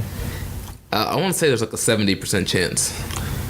I wasn't sure I was going to go that quite high, but I'm leaning that way. I'm leaning that way too. I feel like there's a very good possibility, simply because a guy his caliber with his kind of star level, he's going to go somewhere where he can A, make an impact, and B, make a paycheck, and C, leave a legacy. Right. And I think, New Japan is probably the best place to do that. Yeah, and the thing is, too, if he did want to work, like, U.S. shows as well, or even Mexican shows, he's going to be able to do that. Right. Or work European shows. I mean, they got the Ring of Honor partnership, they got the Rev Pro partnership, they got the CMLL partnership. Look at Will Ospreay. Dude's all over Europe. You know what I mean? Right. These guys can kind of do as they please, especially if Neville's like a part-time guy in New Japan. So I think that given the wrestling landscape today, I think that you're probably right. I think a 70% likelihood is a high likelihood. My only concern is kind of this.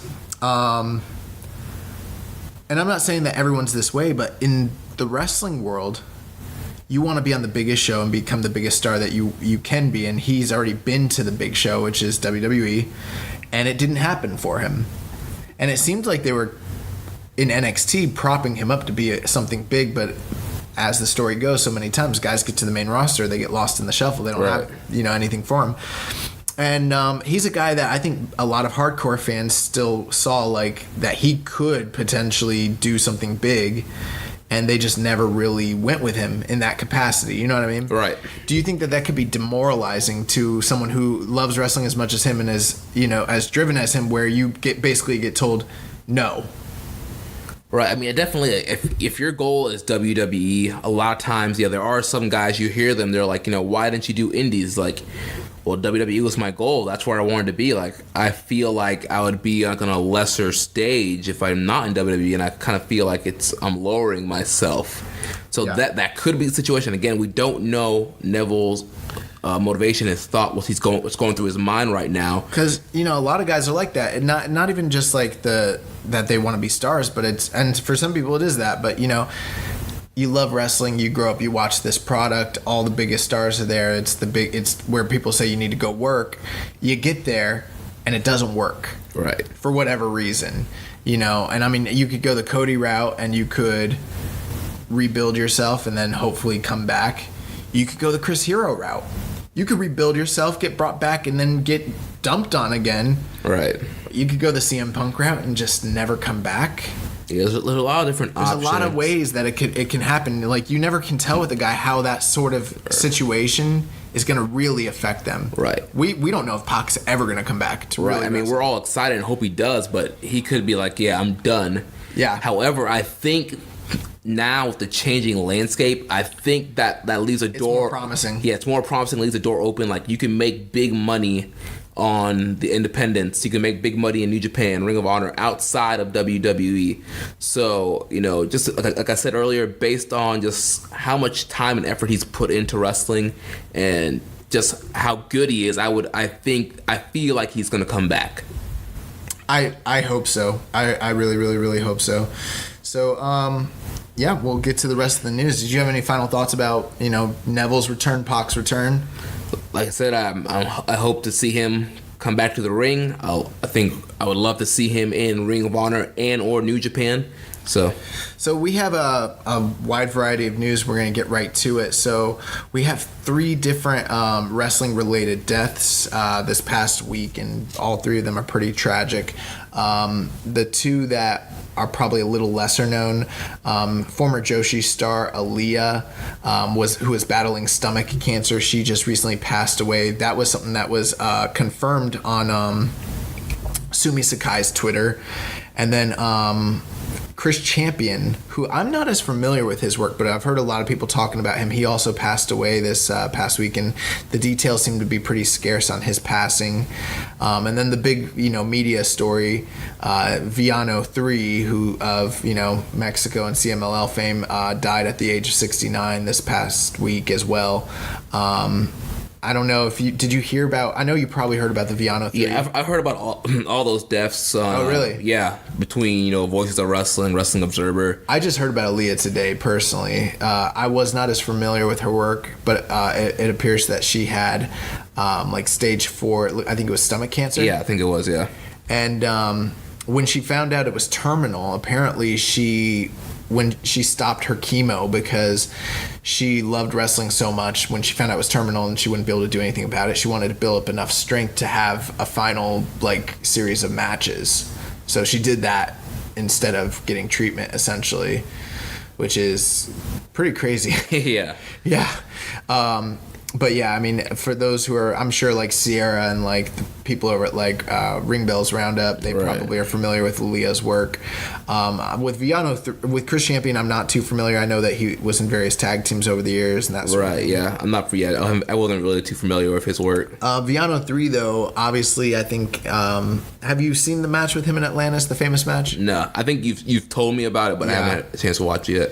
Yeah, so that's a very, very famous match. You know, Viano 3 is probably regarded, I would say, as the most successful in terms of like single star run of all 5 of the Vianos, him and his brothers. You know, he did pass away this past week. He was literally just working shows like a few weeks ago recently. Wow, that's crazy. Looking into it, it seemed like maybe he had a stroke, but I'm not really a coroner or like a doctor, so it's hard to tell based on the verbiage. But yeah, I mean his runs through UWA and CMLL, they're pretty famous. I'm not, obviously this is not a, you know, Lucha Libre podcast, so we're not the most knowledgeable on this stuff. But I will always remember the Mask versus Mask match from Arena Mexico in 2000. It's the only Lucha Libre match ever to win the Wrestling Observer newsletter's Match of the Year award, which really does say something, and there are many fans who feel that is the greatest Lucha Libre match in the history of Lucha Libre. So I don't know that I agree with that, but it's a great match. You want to definitely check it out if you get a chance. Check out the work of Viano 3, and you know, this is kind of crazy. It seems like every week now we're starting to cover. Yeah, man, it's getting rough, man. I hate having to have these kind of news, this stuff to cover in the news every week. And sometimes like it's big names too. But you know, our thoughts and condolences go out to their families, and it's crazy. In other news, so we've got news coming out, sticking with the Mexico theme. There's a lot of news coming out of Mexico this past week. You know, I didn't check in with you this weekend. Did you watch Triple Mania? I did not watch Triple Mania. I saw some of the GIFs that were flying around of Bandito and some of the other guys that are doing some crazy spots, but I heard it was, you know, a pretty entertaining show.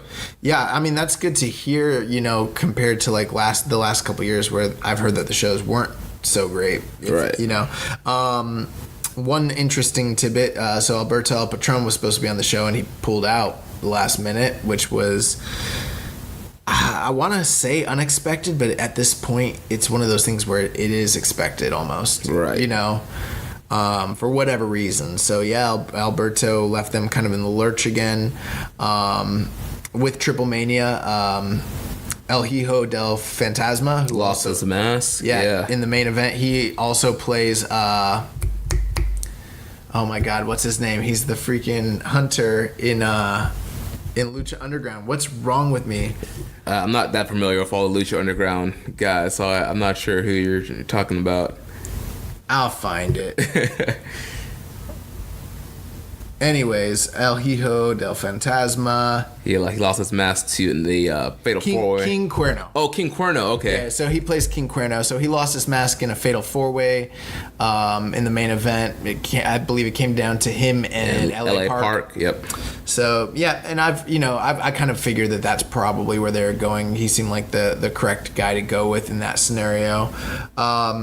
Also, Ray Phoenix won the AAA Mega Championship from Jeff Jarrett. Mm-hmm. So a couple different news stories coming out of Mexico. Triple Mania seems to be a successful show. It's getting a lot of attention and kind of getting a lot more eyes on the AAA product.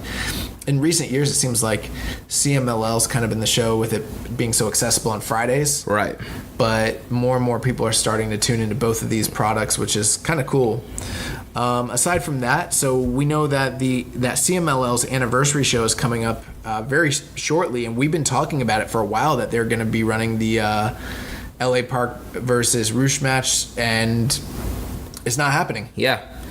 I don't know what the whole scenario is there, but I think it had something to do with, you know, well, they already announced the main event for next year's Triple Mania. LA Park against Dr. Wagner Jr., I believe, mask versus mask. They did? Yeah. So when did they do that? At Triple Mania. They shot an angle at the end. So they're doing it a whole year in advance? Right. Wow. So LA Park didn't want to lose his mask to Roosh, and I guess Roosh doesn't want to lose his hair, so I guess they couldn't come to terms on who's going over in that match, so they just scrapped it. Yeah, I mean, I think one of the first real key indicators was when they basically started releasing the tickets, and they were much lower than the cost of the tickets was much lower than expected for a big money match like that. Because they're expecting, based on the projections, is going to be one of the largest gates that they've ever done, like sort of similar to the Atlantis versus Ultimo Guerrero mask versus mask match. So that was kind of a key indicator. And then, yeah, it seems like there was a lot of different politics in play, like you mentioned. I think also the fact that this AAA mask, this 4-way mask match also played a factor in them deciding not to do the LA Park versus Roosh match. And then I'm sure money had a lot to do with it. Like, it's hard to tell with these sorts of stories what's going on, but it does seem kind of crazy because they built that match for since May. Yeah. And they've done plenty of 6-mans. They've done so much to build towards matches, and it's not going to happen. So it's kind of like, you just wonder, are they striking at are they just wasting time, this seems like the right time to pull the trigger on this match, and they're just going to let it drift out there, Right.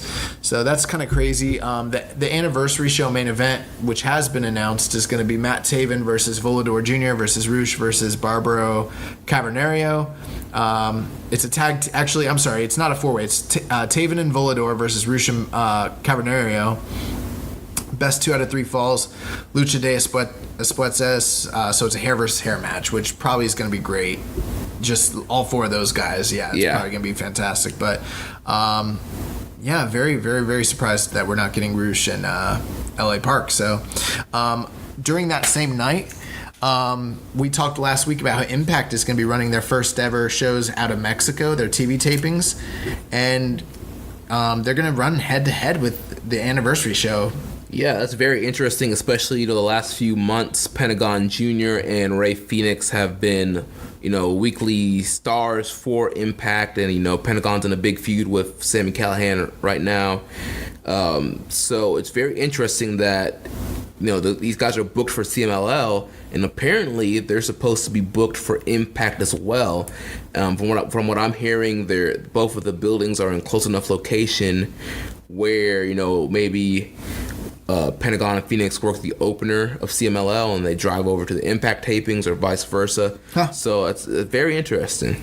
So in the last bit of Mexico-related news, this coming Friday, August 31st, 2018, LIJ is going to be in Arena Mexico for CMLL. The return of Naito. He'll be teaming with Roosh as well as... Sonata? Nope. Bushi, and Evil is going to be their valet, so he'll be there. I heard he might be injured, but he'll be on the outside, and they'll be working some 6-man tag action. So, definitely want to check that out if you get a chance. Those Friday night, don't sleep on those CMLL shows on Friday nights. Check them out. Now that we can watch it in Japanese too, on New Japan World, it's awesome. Yeah. In other news, just kind of jumping around here. So tonight, Will Ospreay is taking on Jimmy Havoc. It's Jimmy Havoc, right? Jimmy Bloody Havoc. Progress 75, 2 out of 3 falls match. It's one of the most storied rivalries in the Progress mythos. This is supposed to be like the big blow off to their, long storied rivalry. So if you get a chance, you probably want to check that out. Looks like it's going to be something kind of violent. Also, last night, Will Ospreay took on Walter in Defiant Wrestling, and from all accounts, I think it's the first time they've ever met. And from all accounts, it seemed like it was supposed to be like a blowaway match, is what people are calling it. I'm not surprised. Yeah, so I definitely, when I get a chance, want to check that out for sure. We've got a lot of Chris Jericho news this week. This guy just stays in the media. So, there was some news actually dropped a couple weeks ago, but I kind of forgot to mention it, that he had actually pitched an Intercontinental Champion versus Intercontinental Champion match to Vince McMahon a few weeks ago. Right, for SummerSlam. Yeah, he won him versus Seth Rollins, WWE IC Champ versus the IWGP IC Champ. Which, I'm assuming he wouldn't have been able to defend or display New Japan's title. But, it almost seems like to do that angle, you would need to do that. So do you think that he was, actually thinking of bringing the New Japan's belt on WWE TV? Yeah, he talked about this on Wrestling Observer Radio with Dave Meltzer. And he was, saying, he called Vince up and was like, hey, I got this idea. IC Champ versus IC Champ. He was like, my whole plan, like, I want to get Vince's buy-in first, and then I'll just go to New Japan and be like, hey, this is what we're going to do. And he's like, we didn't have to do a clean finish. Like, whoever's going to feud Seth next could have ran in, or we could have done some kind of, like, double, knockout, KO, count out, whatever kind of finish. So, yeah, this man's out here finessing. Yeah, man. He was trying to finesse, get that payday and get that match on SummerSlam. I also saw recently where he was quoted as saying, like, great matches really don't matter. Yeah, he talked about that. Basically just great characters and great stories. That was all on Wrestling Observer. He talked about that, I think, on his show, and then he mentioned it again on Wrestling Observer on the interview was This Weekend with Dave. He's like, yeah, great matches really don't matter at the end of the day. It's, having a great story, being able to suck the fans in. He's like, once you suck the fans in, then you have them. Wow. Well, those are great points. So, if you get a chance, check out Y2J Chris Jericho, our Intercontinental Champion. We're still wondering if he's ever going to come back with the belt. He took it to America, take it away from the filthy animals. Maybe he'll defend it on the cruise. Yeah, maybe. In international waters. Yeah. Also, a sad bit of news. So Akira Taue, who is one of the four pillars of All Japan Pro Wrestling, legend of Puroresu, recently broke the news that he just recently underwent surgery for stomach cancer, the same thing that I guess Aaliyah was also dealing with. So we wish him a speedy recovery. We hope that he makes a full recovery. And it's tough to see some of these legends just keep, breaking down. Yeah, I mean, Akira Taue, some of the greatest tag team matches I've ever seen involve him in them. So, rest easy, get better, champ. We've got Ring of Honor news as well as All In news. So Chase Owens has been confirmed for Death Before Dishonor. You gave me a stat, yeah, I think this is like the first time. I think it's either like 7 or 8 years that Chase Owens will be working for Ring of Honor. Wow, long overdue. Yeah, he's the crown jewel, ladies and gentlemen.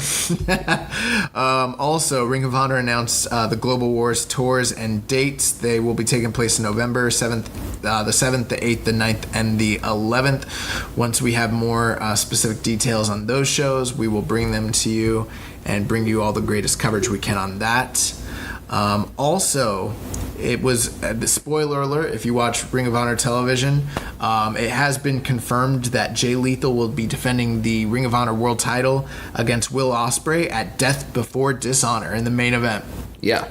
Apparently, like I mentioned, spoiler alert, Jay Lethal, he gets a promo where he does an open challenge and they play a video of Ospreay answering the open challenge. Wow. So, I was kind of wondering, who they would put him up against next. For some reason, I don't know where I heard this. I thought that they were going to do a story with him and the Belt Collector. Oh, Austin Aries? But I guess they're not going that way. But, I don't watch. I will say this. You had Ring of Honor on the other day, and the production quality looked vastly better than it has in a while. Yeah. So, hopefully, maybe some of this MSG money is starting to boost things up. Yeah. So, that's pretty crazy. That's a match I'm actually really looking forward to. Yeah, that's going to be good. Yeah. And we'll see how that gets affected because you never know. Jordan Grace could be the ROH title. She could be the champion after this weekend. Yeah, thick mama pump. Going over some All In news. So there, this past week, Cody was being interviewed, and he actually talked about how that Matt Jackson made a specific and very real offer to CM Punk to either wrestle, show up, or just be involved with All In. Now, according to the report, none of that is set to happen, and I'm gonna guess with the given situation with the lawsuits and everything right now, that's probably the case. Right. But that being said, very, very, very interesting, especially since he came out, right before his UFC fight and said, I haven't talked to anybody, no one's made me any offers, no one said, here's this, you do this. And then all of a sudden it turns around and Cody's like, oh, we made him an offer. What do you think about that? Kayfabe, pal. Who's working? I think Punk was trying to protect the business. You think so? Yeah. He don't care about the business.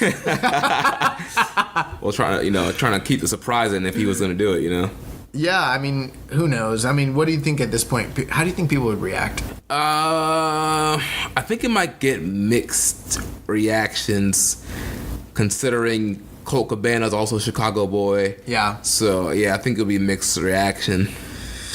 Whew, that'd be crazy. Also, I saw this week. I don't know if you saw this. Cody gave a tease of the belt that he's gonna weight belt he's gonna be wearing. Mm-hmm. It looks awesome. Yeah.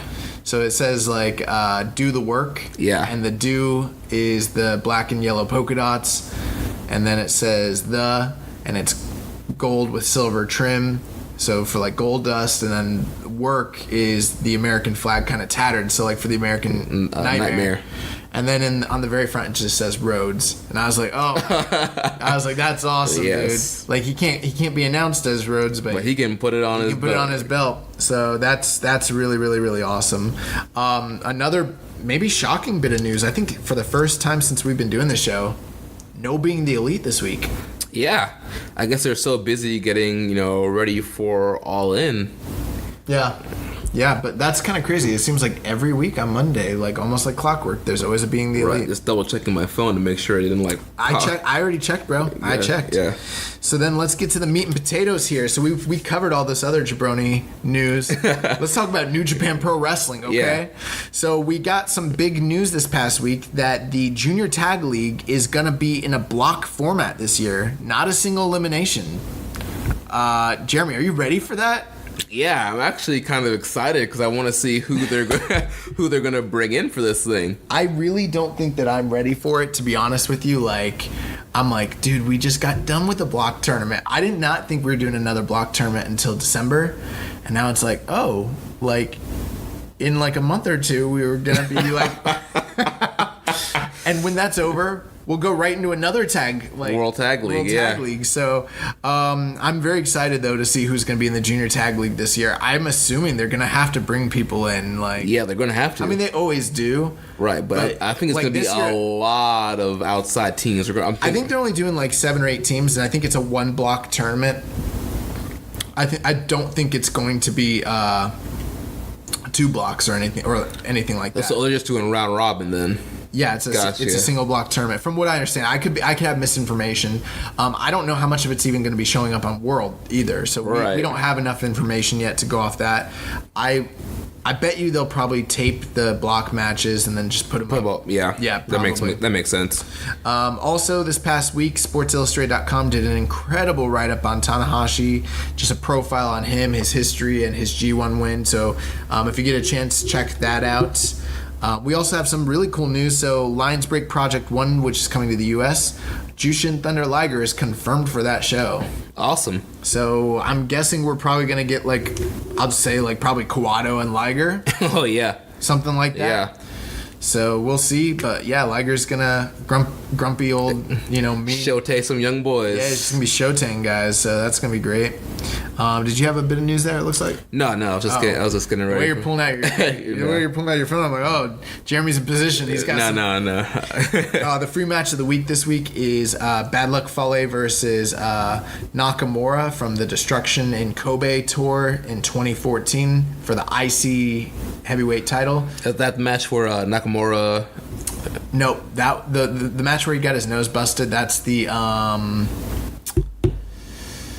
tournament, the first, the New Japan Cup. Gotcha. Yeah, but this match, if you get a chance, you probably want to check it out. If you haven't seen Nakamura in New Japan in a while and you want to get your fix on that, great. If you want to see Fale have a competitive match, great. If you just want to see the white IC title in a New Japan ring again and you need your fix on that, there you go. I think those are the 3 reasons that they put this matchup. We also had some young lion sightings this past week. So Katsuya Kitamura has been posting on his Instagram talking about his evolution and his comeback. I know we've said that before, but he's kind of been radio silent for a while, and all of a sudden he's posting again.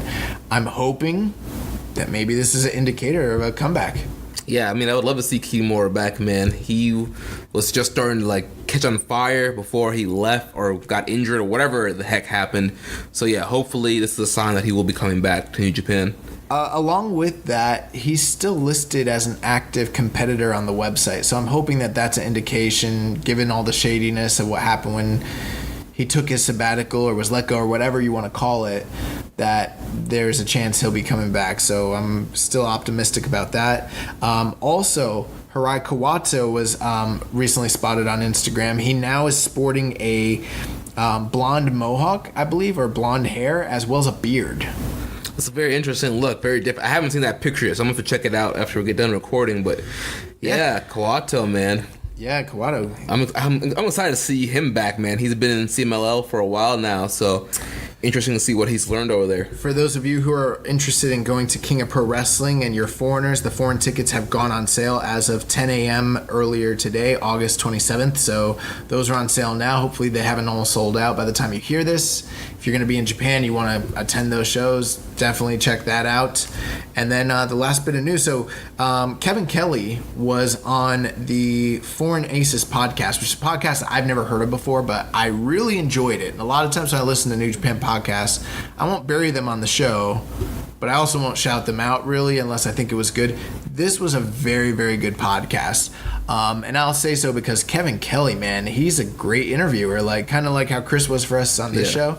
Really just kind of... Did you get a chance to check that out? No, you told me about it today. Bro, you got to check this out. And, like, I'm not just going to tell you to check it out. Like, Kevin's, like, transparency and, like, you know, just openness about what they do and what he does is really awesome. He talked about, you know, how much information is given to them as, like, you know, as foreign commentators. He talked about the agenda that's coming up with the fact that they're going to be doing some overdubs for some of the classic content. He kind of gave some more explanation to what that specifically means and what that's going to be. He talked about traveling with the wrestlers. He talked about a lot of different things where I was like, wow, this is a short interview, maybe 30, 45 minutes. Very insightful. I would really highly check it out. I think it's on the New Japan the New Japan Reddit as well. Okay. There's a link there, so if you guys get a chance, big recommend to that. And then the big news this week for New Japan was all about Fighting Spirit Unleashed. So we had two real big pieces of news. The first one has to do with Kevin Kelly. Yeah, so Kevin Kelly is going to be doing the commentary alongside good old JR Jim Ross. No Josh Barnett. So the commentary is going to be half good for this show. I did see where someone was like, you know, tweeting Josh, and they're like, it's BS that you got taken off of Access. And he's like, I didn't get taken off Access. He's like, I'm cornering one of my fighters in Japan that weekend, and I couldn't get out of it. So they had to find a replacement for me. So it does, you know, for those of you who are like ready to go out and get Access, Kevin Kelly's going to be on there. I don't think that's what's happening. Right. It's a one-time deal. Well, we don't know. Yeah. I mean, maybe it is, maybe it isn't. We'll see. Yeah. We'll see. But, I mean, the fact that they're bringing Kevin Kelly on to do the commentary, I think that's a step in the right direction. A big step in the right direction. Now, here's the thing. I would have much rather had Kevin Kelly and Josh Barnett. And instead we're getting Kevin Kelly and Jim Ross. Right. How do you think that's going to work? I mean, those guys know each other. They've worked together before. Have they?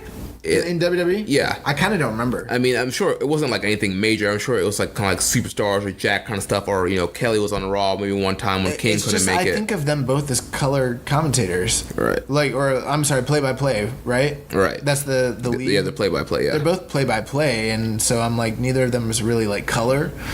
So, I mean, how's that? I just feel like it's going to be a weird dynamic, especially given how passionate Kevin is and how disinterested Jim is. I'm hoping that Kevin's passion will kind of overflow into JR. I don't know. And JR gets, you know, hyped off of Kevin. Now, here's the last bit of news that is just very strange. This is not going to air live on Access like we thought it was going to. Right, so the show is happening, I believe, September 30th, and it's not going to air until Friday, October 6th. Yeah, and I hope we don't have enough info yet. I want to look more into this, but I'm like, so what happens? Like, a show happens a week prior and we don't get to see it, but like we're probably gonna get spoiled on it, you know? Right. I'm sure. I mean, there are other companies who do this, like WWE and Ring of Honor and stuff, but I'm not used to that with New Japan.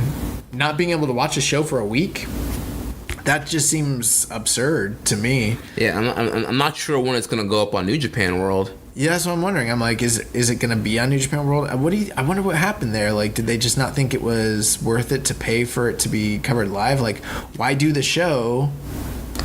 Right, and you know, like, I think this is going to be a smaller show just based on like the way they're treating it. The matches. I mean, no offense to Cody and Juice Robinson, but it's a U.S. title. Look at the other main events that we've had. That's not a major match, right? That's like, not a. There's no. I love both of those guys, but that's not like a marquee match that you throw money at to get a live coverage on it. Yeah. So, I mean, I guess you could look at it one way where like potentially they were looking to, I don't know, maybe like gain a measure of foothold. And what I mean by that was like they did Walter Pyramid earlier in the year and they did a big match as the main event. Now maybe you can do a smaller match and hope to gain similar numbers so that you create like a baseline. Create a little fan base like. Yeah, but I'm still kind of critical of this entire thing. I don't know if it's the right way to go. But you know, I'm not Harold May. I'm not Harold May, and I'm not, you know, one of these guys working on foreign expansion, so I couldn't tell you specifically. But with that being the case, yeah, it's just very strange, man. I don't know how I feel. Actually, I do know how I feel about that. I think that kind of sucks. A week's delay to watch a U.S. show, especially when it's going to be happening at the same time that like we're able to watch television and, you know, tune in. Right, and I'm sure that's gonna mess up like our recording plan too, because I'm sure that felt in right into a week of something to cover. So yeah, and it's like, what are we gonna do? What are we gonna do next week? Like not, or like that week, like not tell people what happened. We're not even gonna be able to see it. So very strange. I mean, a tape delay for a New Japan show, that just seems wrong. Yeah. Oh man, but yeah, that's not the craziest news week in the world. But any final thoughts? No, man, I'm just ready for All In. I haven't even been thinking about All In really too much, but now like we're right around the corner. Few days, you know, I'm off for the rest of the week. You are? Yeah. From right now? Yeah. How do you always have so much time off, man? Dude, I get 20 PTO days at the start of the year, man. Really? Yeah. Oh my God. Yeah, I need to do what you do. But yeah, we're going to be out there Thursday, Friday, Saturday, and then leaving Sunday. If you guys are going to be at All In, drop us a link. Slide into the DMs. Hit us up. Yes, we want to meet you guys. We want to meet you guys. We want to hang out. We're going to be at the after parties. We're going to be out there late, you know, out in them streets. You know what I'm saying? Sliding. You know what I'm saying? But yeah, it's gonna be a great time. We're gonna see a lot of great wrestling, and yeah, I'm super excited for it. So yeah, it's gonna be great. And also, again, thanks to Chris Charlton for coming on the show, taking the time out to talk with us about his books, his projects, his awesomeness. Just his poise, his incredible accent, like he's just so intelligent. Like, yeah. I'm like, man, when I grow up, I want to be like you, Chris. Like, he's seriously. Awesome. Yeah, man, go follow that man on Twitter. Buy his books on Amazon. Yes, absolutely. Listen, you guys will not regret if you do. If you go out and you buy that, it will do nothing but enrich your fandom and your knowledge of the sport. So trust me, you want to invest in those books. They're awesome. Yeah. So next week we'll be back with All In coverage. We'll have plenty of stories from our time in Chicago, and we'll go over kind of the results of All In, what we thought overall about the show. And so yeah, so thank you guys again for listening to Keeping It Strong Style. Make sure you connect with us on social media. On Twitter, I'm at Jeremy L. Donovan. The show is at KI Strong Style, and Social Suplex is at Social Suplex. On Facebook, we are facebook.com/Social Suplex. You can join us in the Wrestling Squared Circle Facebook group, facebook.com/groups/Wrestling Squared Circle. On Reddit, I am the Pro Black Guy. Josh is Keeping It Strong Style. Make sure you check out all the other shows on the Social Suplex Podcast Network. We have One Nation Radio, hosted by Rich Latta and James Boyd. And you can also check those guys out on Lords of Pain. That's right, they're doing 2 shows now. One will be on Lords of Pain, but they will still be right here on the Social Suplex Podcast Network. Congratulations, boys. So check those guys out. The Ricky and Clive Wrestling Show had a lot of fun on their show last week covering SummerSlam and doing the quiz. So check out Ricky and Clive, The Outsider's Edge, featuring Rance, Carl, and Kyle. And of course, our podcast dedicated to independent wrestling, Grown Men Watch This Shit, which you were on last week, hosted by Jeremy Tate and Chris Bryant. Yeah, I believe they will probably be wanting us to come back and do some sort of correspondence after our trip as well, so. Oh, great. Well, we'll get connected with those guys, and yeah, be on the lookout. We might be on their show. So don't forget to subscribe and leave a rating and review. Until next time, goodbye and good night. Bang. Thank you for listening to Keepin' It Strong Style. We'll see you next time.